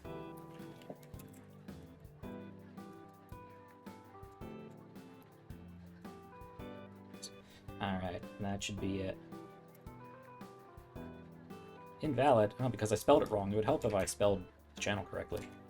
Thanks for thanks for hanging out, guys. I always love seeing the chat. I'm very grateful to everyone in chat hanging out, especially you guys in the cast keeping up with the chat when I can't, while I'm over here GMing for my life. And thank you so much for all of the channel point redemptions, because Yes, that makes things real fun. They came in real handy, and I'm looking forward to that mayhem meter. I will make a vacuum boss. Don't tempt me with stuff like this. All right, we got that raid going. That'll tick off in a little bit. Okay, once again, thanks for hanging out. Stay safe, stay healthy. Stay safe, stay healthy, keep having fun, keep checking back here at RPGs Uncovered for more demo play content. And when a classified creature something is trying to break its way out of a heavily fortified area, probably best to have some heart tomatoes on hand to help appease it when it finally breaks through. Good night, everybody, and happy time zone.